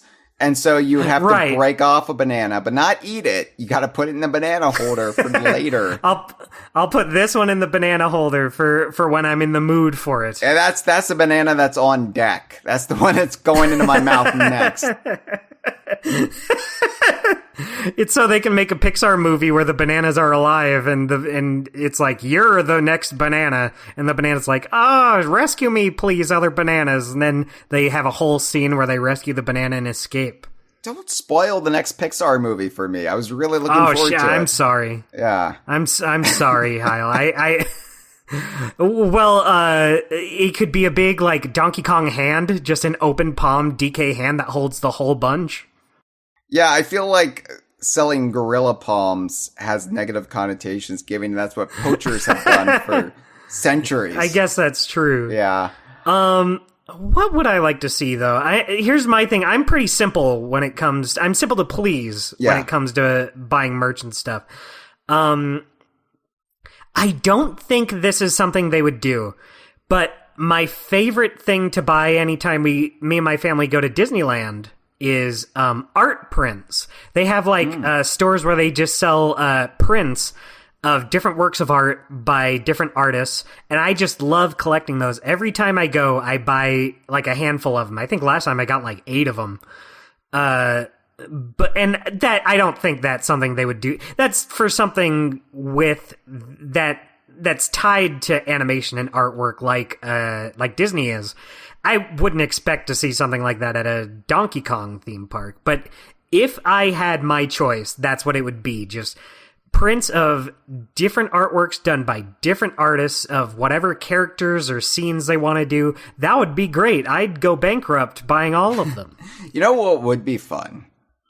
What would be fun? Actually having official Donkey Kong ties or Diddy Kong hats or Dixie Kong berets. Those feel like no-brainers. Yeah. Like I would be surprised if we didn't see those. Funky Kong bandana and sunglasses. Like, yeah. Imagine wearing those Funky Kong sunglasses around town. Official Swanky Kong cologne. Smell just like Swanky. Finally, I've been waiting for years to get the authentic scent. Yeah, like I think just it'll be exciting to get just a healthy dollop of new Donkey Kong merchandise, because I feel like it's been pretty limited. There was that brief push for Donkey Kong merchandise back when they like separated Donkey Kong from the Super Nintendo or Super Mario license back around 2018 or so, and we got things like Donkey Kong shot glasses and Donkey Kong socks. Yeah, I got a nice Funky's Flights t-shirt out of that. Yeah. But there wasn't really, like, it kind of dried up quickly after that, not having a new game or anything to really support it. And, it'll be nice just to have stuff that isn't just Donkey and Diddy, hopefully. Yeah, you know what I think would be nice? Plushes of the animal buddies. Oh, like, yeah. You can expect plushes of the Kongs, but I'd love like a little stuffed Rambi or Winky the Frog. Well, considering Rambi and Ellie, at the very least, seem to be a part of the plans for Donkey Kong Country, the theme park. Yeah, a plush Rambi and Ellie would definitely be on the table, because, yeah, if you like that elephant who hosed you down, you can take it home. Take her home with you. That would be great. Imagine like, I know at Disneyland at least, sometimes you'll find like novelty water bottles. Yeah. To drink from. Imagine a water bottle where the nozzle is Ellie's trunk. Finally, I can wrap my mouth around her nose and drink from Ellie's nose like the true kings and queens. Yeah, just have at it. Well, thank you for the call, Traveler of the Stars. Let's go ahead and play our second call. Hello, Hyle and Dustin. This is Silica Kong 20XX from the DK Vine forums, and I'm going to be talking about the Donkey Kong theme park that you both are doing for the Kongversation episode here. As someone who lives far away from both Universal parks that will inevitably have this land, I'll be very interested in the merchandise aspect, especially since hopefully this means we will get other Donkey Kong characters besides from the main character and Diddy. I got a few questions to ask about this real quick. I'm going to rapid fire for this here. First question is, because this theme park expansion is based heavily on DKC Returns, could we get a port or a remake of that coming to the Switch as a way of synergizing the park with the games?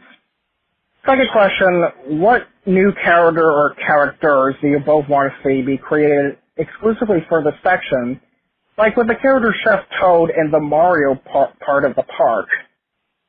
Lastly, what item that is only available to the Universal Parks would you both like to see in the Funky Fly-and-Buy shop that is specifically developed by Nintendo themselves, akin to the Toko Toko Walking Mario toy that they also did and showed off in that one Nintendo Direct for the park? Anyways, that's all I'll be asking for this conversation episode. Just want to say thanks for taking the time to listen to this call, and I'll be watching this live. See you both later. Bye-bye. Well, thank you for the call. And yes, I do see you in our live stream. Hello. Hello. So circling back around to merchandise again, but we also got some other questions in there. The topic of a Donkey Kong Country Returns port that doesn't use the old waggle controls. Similar to Donkey Kong Country Returns 3D, but of course, with a much higher frame rate, resolution, graphical fidelity. It comes up often because it seems like a missing hole, especially considering Returns is 13 years old, or be 13 years old this November, and so much of this park and really just the modern iconography of Donkey Kong is based on it, but it's kind of just not available to play unless you have a Wii or a Wii U and the game itself. So why haven't they done it? Why, like, they brought over all these other games to the Switch, including Tropical Freeze. Where is Returns? And it's a good question. Honestly, you'd think they would have released it by now to continue to fill the gap in time between Retro ceasing Tropical Freeze and the new game going through development hell at Vicarious Visions and then reportedly a Nintendo EPD now. But I don't know, because I feel like it would be something that they would want Retro to do, and I don't know if Retro has the time to do it right now, considering speaking of development hell, Metroid Prime 4. Yeah, I'm there with you. I would love an HD port of Returns, but I don't feel very... I just don't see it happening right now. I could be wrong, but especially if we have a new DK game sooner or later. Right. I wonder if they'd want to release a port and maybe build up a little hype for it. I mean, you never know. They released those remasters for Pikmin 1 and 2 right before Pikmin 4 released. That's true. That's true. I was thinking... I don't want to say it's impossible. I was thinking they wouldn't want to divert attention away from the new Donkey Kong game eventually and dilute their sales at all, but they release like 4 Mario games a year. Like, would it really harm things, or would it just build excitement? So it's possible. Nothing is impossible, honestly. Yeah. So honestly, I feel like if it wasn't for those Pikmin re-releases, I would say no. But since they did Pikmin, they did the Metroid Prime 1 remaster, I feel a little more positive that they could do it now. Yeah, I just don't know if they would divert resources at Retro to do it or what. Yeah. Hard to say. But as far as the merchandise goes, like just having more characters would be great. Now, you brought up the original character of the Chef Toad, which they do sell as plushes in the gift shops. And would we get a similar original part creation for the Donkey Kong Country section? Probably not, because with Toads and what have you, it's kind of just really easy to create a new character. Well, here's a Toad with that different hat. It's a new character. This Toad is a chef. Right. I mean, yeah, you could make jokes and say, well, isn't that just what Kongs are? They all look the same, but you put sunglasses on Donkey Kong, and now he's Funky Kong. You put a leisure coat on Donkey Kong, and now he's Swanky Kong. But it's a little bit more involved than that with Kongs, and it would be fun to have an original creation for the park, an original Kong, just for Super Nintendo World.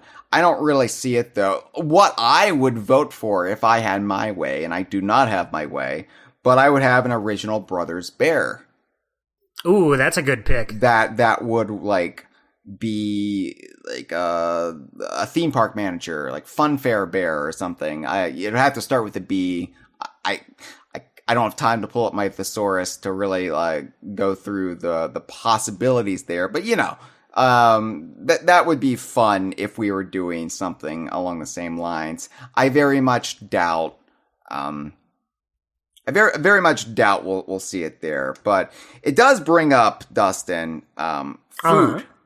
Like, food. If there are food kiosks here in Donkey Kong Country. Now, we don't... I wonder. I feel like there'd have to be something. Probably something, beyond just vending machines. There would probably be a little shack here or there for slushies or something. And then that brings up the possibility, how would you theme it? I mean, I'm sure there would be banana themed stuff, maybe frozen bananas. I don't know, but DK's banana split. But I just hope they have vegan options for me, because I would feel cheated being one of the world's biggest Donkey Kong Country fans and not being able to partake in any authentic Donkey Kong Country food. Yeah, definitely. But yeah, the Chef Toad brought that to mind, because nothing in the plan so far have said anything about food. But I'm sure there will be food somewhere, so. Yeah. So the character I had in mind is not nearly as good as yours. I was thinking like a security guard Kong who's just like making sure kids aren't like jumping all over everything. He's just like, hey, get off there. Ma'am, please control your child. Hey, you're not big enough for this ride, pal. It's a shame in this instance that Nintendo does not have the rights to TT the stopwatch, just so you could have him going around saying, no. No crawling all over the rides. Yeah, right.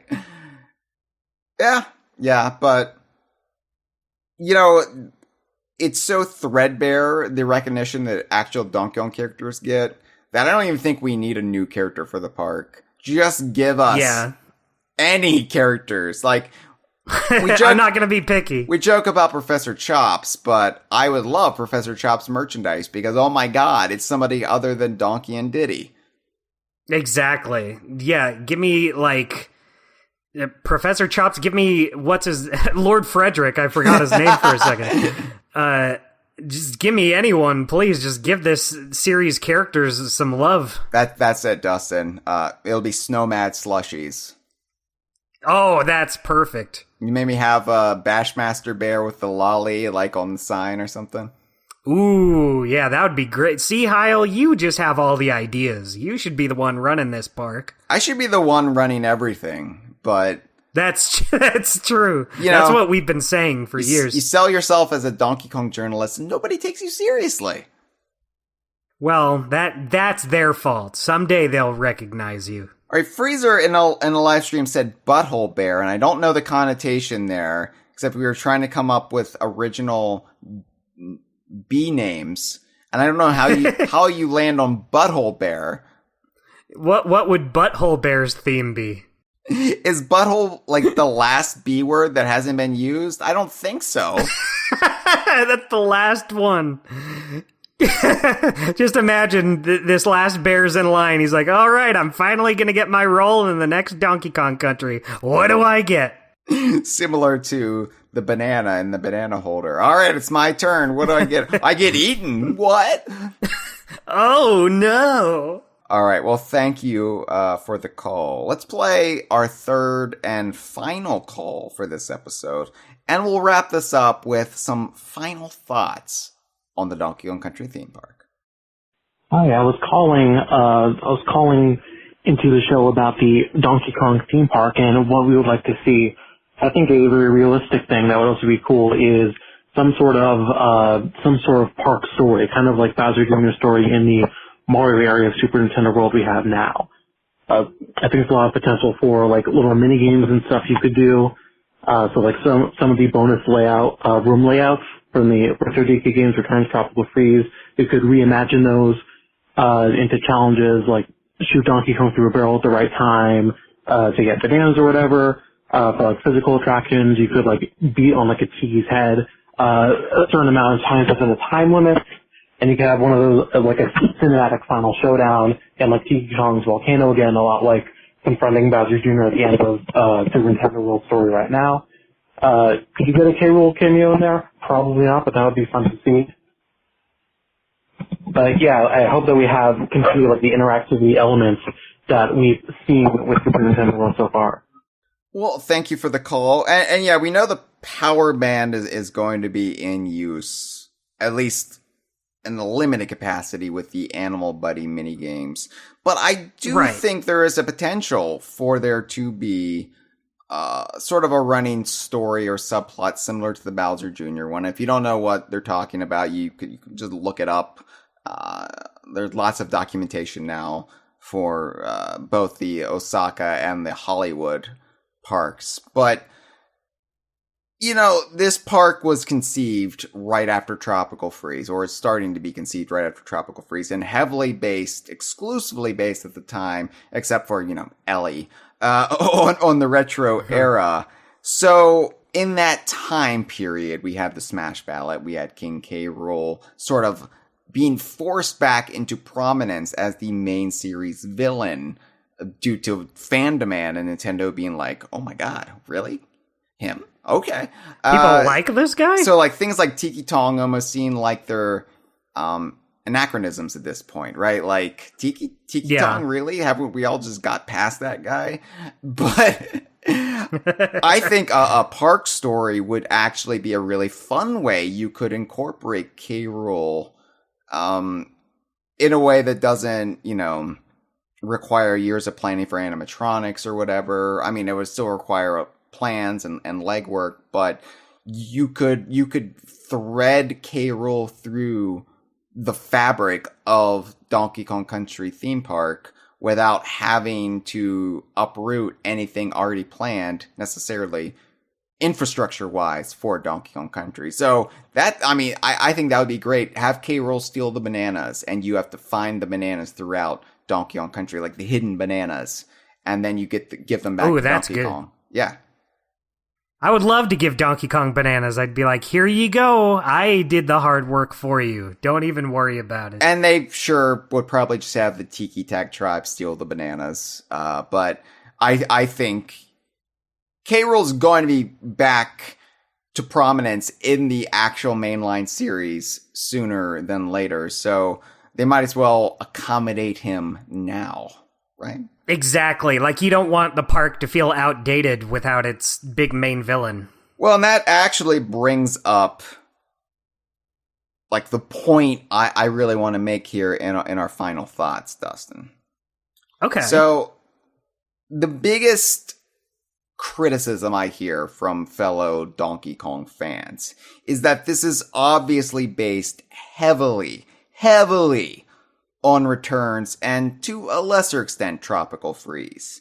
And yes, the presence of Ellie in the diorama and the likelihood that she will be included in this minigame as an animatronic who probably gets you wet, that does give us some hope. It gives us something to cling to, like, oh wow, a Donkey Kong Country 3 Animal Buddy. Like, Animal Buddies are hard to come by anyway, aside from Rambi and Squawks, but Ellie, oh my. That gives us something to go off of, well, you know, sky's the limit potentially. But can older fans of the rare vintage expect to see anything from the original Donkey Kong Country trilogy or Donkey Kong 64 or even the post-buyout pre-retro titles? I think older fans or rare purists, and I, of course, count myself among them, I think we do need to accept that Donkey Kong Country Returns is the franchise's permanent baseline going forward. There's no going back at this point. It is Donkey Kong Country Returns as sort of the ground zero as far as aesthetics go, because it has been for 13 years now. And it will continue to sort of be the bedrock for the Donkey Kong series, even when we get that new game.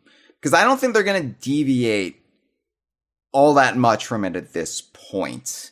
Most likely because so much of the brand is tied up in it, and because of the fact that this theme park has been in development for close to a decade, and they had to get the plans rolling when Tropical Freeze was the newest game. And because of that, they kind of have to keep to this vibe for Donkey Kong, right? They can't just reinvent everything from the ground up yet again for the new Donkey Kong game when they have millions of dollars across 2 continents tied up in this theme park. So I believe Nintendo knows that they probably have reinvented Donkey Kong a bit too much over the years, especially in the post-Rare buyout era. And so they are purposely sticking to returns, just for simplicity's sake. Because I mean, it makes sense. You know, they don't want to reinvent the world of Donkey Kong for the 5th time in 43 years. They want to just keep with what they've been doing for the past decade. Yeah, I agree. I mean, it just makes sense, especially when you've put so much into establishing what the modern version of Donkey Kong Country is. You don't just want to throw all that out and start all over again. Exactly. And this isn't to say we won't get callbacks or older Rare characters or concepts brought back, but everything like that, either from the theme park to the new game or the rumored movie, it will all be laundered through the current look and feel of the series. Exactly. And there's nothing saying, like, you could totally just bring, like, Swanky or any of the other characters back, but under, you know, they would be in this version of what DK's general aesthetic is. Right. And we even saw that to an extent in the Super Mario Brothers movie. You know, here's Swanky, here's Chunky. They're tweaked. They're tweaked to fit the aesthetic of the movie. They'll be tweaked to fit the aesthetic of the game, the new game. And I'm totally fine with that. Like, series have to evolve. It can't just stay looking like the Rare games forever and ever. I maintain that King K. Rool is here to stay in some form or fashion. I see a lot of nervous hand-wringing about this online. Like, well, Nintendo's just forgotten about K. Rool again. I was like, what are you talking about? They haven't forgotten about K. Rool. There just hasn't been a new Donkey Kong game yet to exploit K. Rool yet. Like, exactly. Like, do you forget how big K. Rool was in Smash? Like, in just about every trailer? Yeah. King K. Rool isn't in Mario Kart Tour, but, like, neither is Cranky Kong. Like, calm down. I think K. Rool is here to stay, and luckily, you know, Smash Brothers, when they brought K. Rool back, Smash Brothers is the kingmaker, the tastemaker of Nintendo, and and really, like, the entire video game multiverse at this point.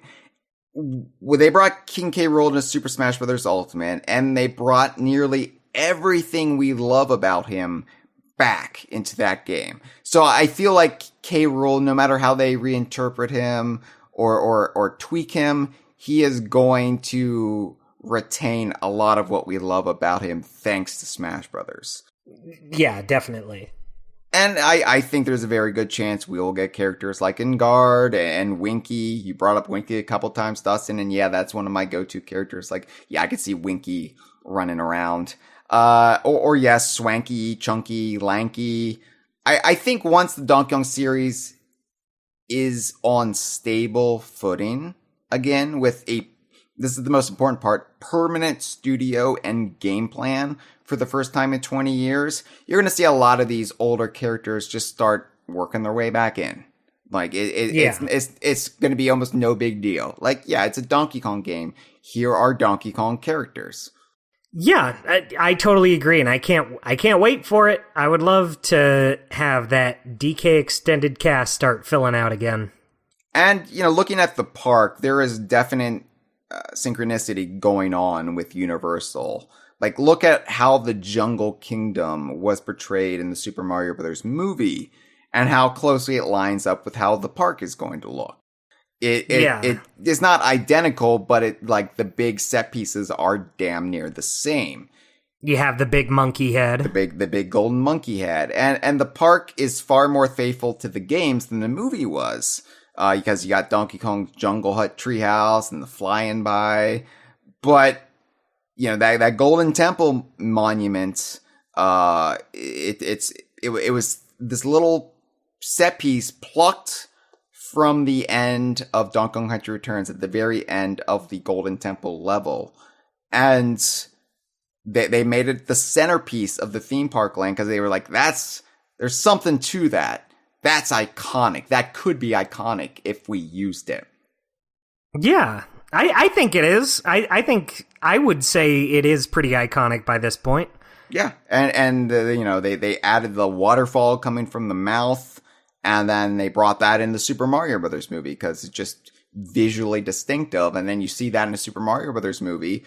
Super Nintendo World opens in Orlando, or the Donkey Kong Country Park finally opens in Osaka, and kids are going to be like, from the movie, that's what they flew into in the movie to meet That's Cranky from the Kong. movie. Right, so I want to meet Cranky Kong too. yeah, and you get in line and he just berates you for hours. Get out of here, kid. For all of the fear that I've heard this year from longtime Donkey Kong Country fans, longtime Donkey Kong Universe fans, or just the ones who prefer the stuff in the rare games, just keep in mind that the idea is for these parks to be evergreen. Like you said, Dustin, you've got to be able to adopt new iterations of the video games as they come along. So once we get this new Donkey Kong game, which is definitely happening, and the Donkey Kong movie, which is at the very least rumored to be happening at some point, but who knows how the ongoing strikes will impact any, you know, tentative plans they may have had. I'm sure they will bring in, say, costume characters. Like, oh, you know, there's this character that was either brought back or introduced in the new Donkey Kong game. Let's get a costume for that character to represent it. Like how the Star Wars land has to continually adapt. Like they brought in the Mandalorian and Grogu to run around. Man. My nephew lost his shit when he saw the Mandalorian. Yeah, he got pictures with him all day. Which kind of takes a sledgehammer to the continuity of the Star Wars land, because it wasn't supposed to take place between Last Jedi and Rise of Skywalker, and yet here's the Mandalorian. I'm just completely taken out of this theme park. Yeah, I'm going home. You just flip off the Mandalorian. You've lost a valuable customer here today. Tell him to go fuck himself in his Beskar armor. How dare you try to bring joy to millions.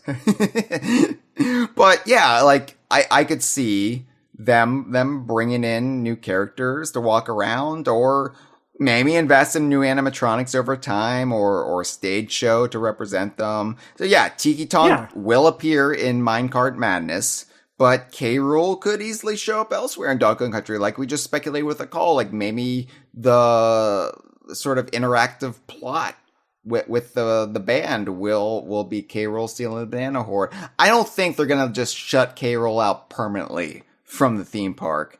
He's too lucrative of a character. He's too popular of a character. Like in the modern context, Smash Brothers has made him a hot commodity again. He's hot to trot. Exactly. Well, it's like I brought up earlier. They put K. Rool in like almost all of those trailers for new characters. And I think part of it is just because of how strongly he resonated with everybody. Yeah. It would be weird to just throw him to the curb again. Yeah. So, you know, when I see people afraid or like, oh, the Donkey Kong Lego product that just came out, It's not Legos, just like it's not Pikmin's. I'm learning. It all reflects Returns in Tropical Freeze, aside from Dixie's guitar from Donkey Kong Country 2. Like, it's all from the retro era. But those are the only Donkey Kong games to have current approved models of the characters to draw from. So there are parameters that licensees have to work with in accordance with Nintendo. And like, look at the Donkey Kong calendar from a couple of years ago. When Donkey Kong split off from Mario as far as merchandising goes, and you could just have a Donkey Kong calendar without any Mario leeching off of it. I guess Donkey Kong would leech off of Mario, but you know what I mean. You didn't have to license the Super Mario brand if you wanted to have the Donkey Kong brand. And they had to stick with renders from the Donkey Kong series, artwork from the Donkey Kong series. They could not use any renders from the Mario line or Super Smash Bros. Ultimate, but you gotta fill out 12 months, actually more than 12 months, because you have that, like, the 4 months before the start of the new year that they just put on a single page. They were allowed to use King K. Rool, provided the render was from the Donkey Kong series. So they pulled from the most recent render, which was Jungle Climber. Makes sense. So, I think that anyone who wants anything beyond the Returns in Tropical Freeze baseline just needs to be a little patient, because K. Rool is in the conversation. He's in the Kongversation even. Woo. I think the entire history of Donkey Kong is certainly back on the table again.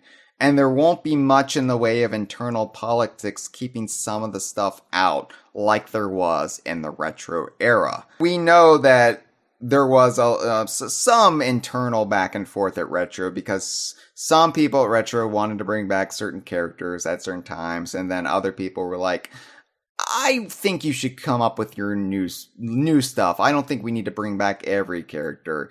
And it was just a lot of the Nintendo philosophy. And because Retro was more under their thumb, rather than, say, if EPD is indeed doing the new Donkey Kong game, they'll certainly be more autonomous. They'll certainly be able to make their own decisions a lot more freely than having a kind of supervisor overseeing everything. And I think it will just be a lot more freeing, especially, the rumors and the leaks that I've gotten are that the people making the new Donkey Kong game are fans of Donkey Kong Country, right? Like, they grew up with it, and who would have thought? They want to use those characters, and there's no reason not to use those characters when Rare hasn't been directly affiliated with Nintendo for 20 years. Yeah, you can't just let those characters just never be used by anyone ever again. Exactly. It's money on the table, so put the characters on the table instead. Well, so it's like you said earlier with the Lego set. You have Dixie's guitar from DKC2. That's kind of what I'm talking about. Like, it is going to be themed around the aesthetic of Returns and Tropical Freeze. That's just what the DK series is now. But you can still bring in stuff from the past games and bring them into this updated version of Donkey Kong. You don't need to leave anything. You can bring everything into a modern day Donkey Kong game. It's not like it's not like Sonic, where if they have like a game about classic Sonic kind of has his own stable of characters that they can use for those, but they can't use ones for like modern Sonic. It's not like that. You can, if they wanted, I'm sure they could bring back Troff and Scoff, and they would make them fit with Returns, Tropical Freeze era Donkey Kong world. I'm totally down for more stuff like that. I want to see what modern versions of these characters will look like. Yeah, like when they brought in Dixie in Tropical Freeze, it was like, oh my god, there's Dixie! And then it just felt like the most natural thing in the world. Yeah, and it's not just taking exactly how she looked in Rare's games.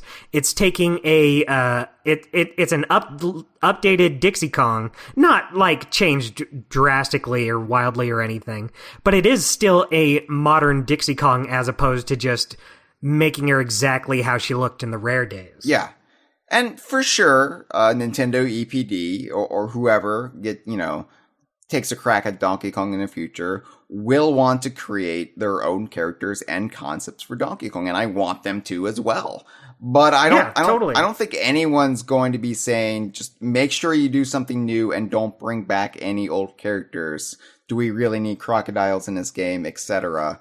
The Smash ballot, as we've said, definitely changed the equation, and it woke up a lot of people at Nintendo to how much Donkey Kong fans love Donkey Kong characters. Radical concept, I know, but yeah, I know. I think we'll see that reflected in the theme park in due time, because the baseline was, of course, pre-Smash ballot. I mean, this was all conceived before anyone knew that there was a hungering for King K. Rool, or at least before, it went down the pipeline to the park planners at Universal for them to know that. But I think if we're just patient, that stuff will eventually work its way in. It just might not start off as like full of that stuff as we would like, but hell, I'm excited to see Professor Chops wiggle around. I'm excited to see a mole miner nearly collide with me. I am not going to begrudge the retro era, because I love the retro era of Donkey Kong Country as well. Do I have same. Do I have the deep burning childhood nostalgia for it? No, but I love screaming pillars. Have them scream in my face. It's exactly what I wanted out of a theme park. So Dustin, the beautiful thing though is Ellie seems to be there, and it doesn't just seem to be this weird little flourish of the diorama. There does seem to be plans for Ellie. So that means there is always room for more deep cuts. Personally speaking, what character would you like to see, Dustin? I want to see the vulture from Angry Aztec. Yeah, the DK Vine fanon name, Skaver. Skaver. Yeah, it's Skaver's time to shine, I think. I will also pick someone from Donkey Kong 64. You just brought them up, actually. Wow. We're talking about merchandise and gift shops and food kiosk and, what else can you do in Donkey Kong Country? And what I would like would be a little piercing pagoda run by Trough and Scoff. This has been a File 2 production. Que rico.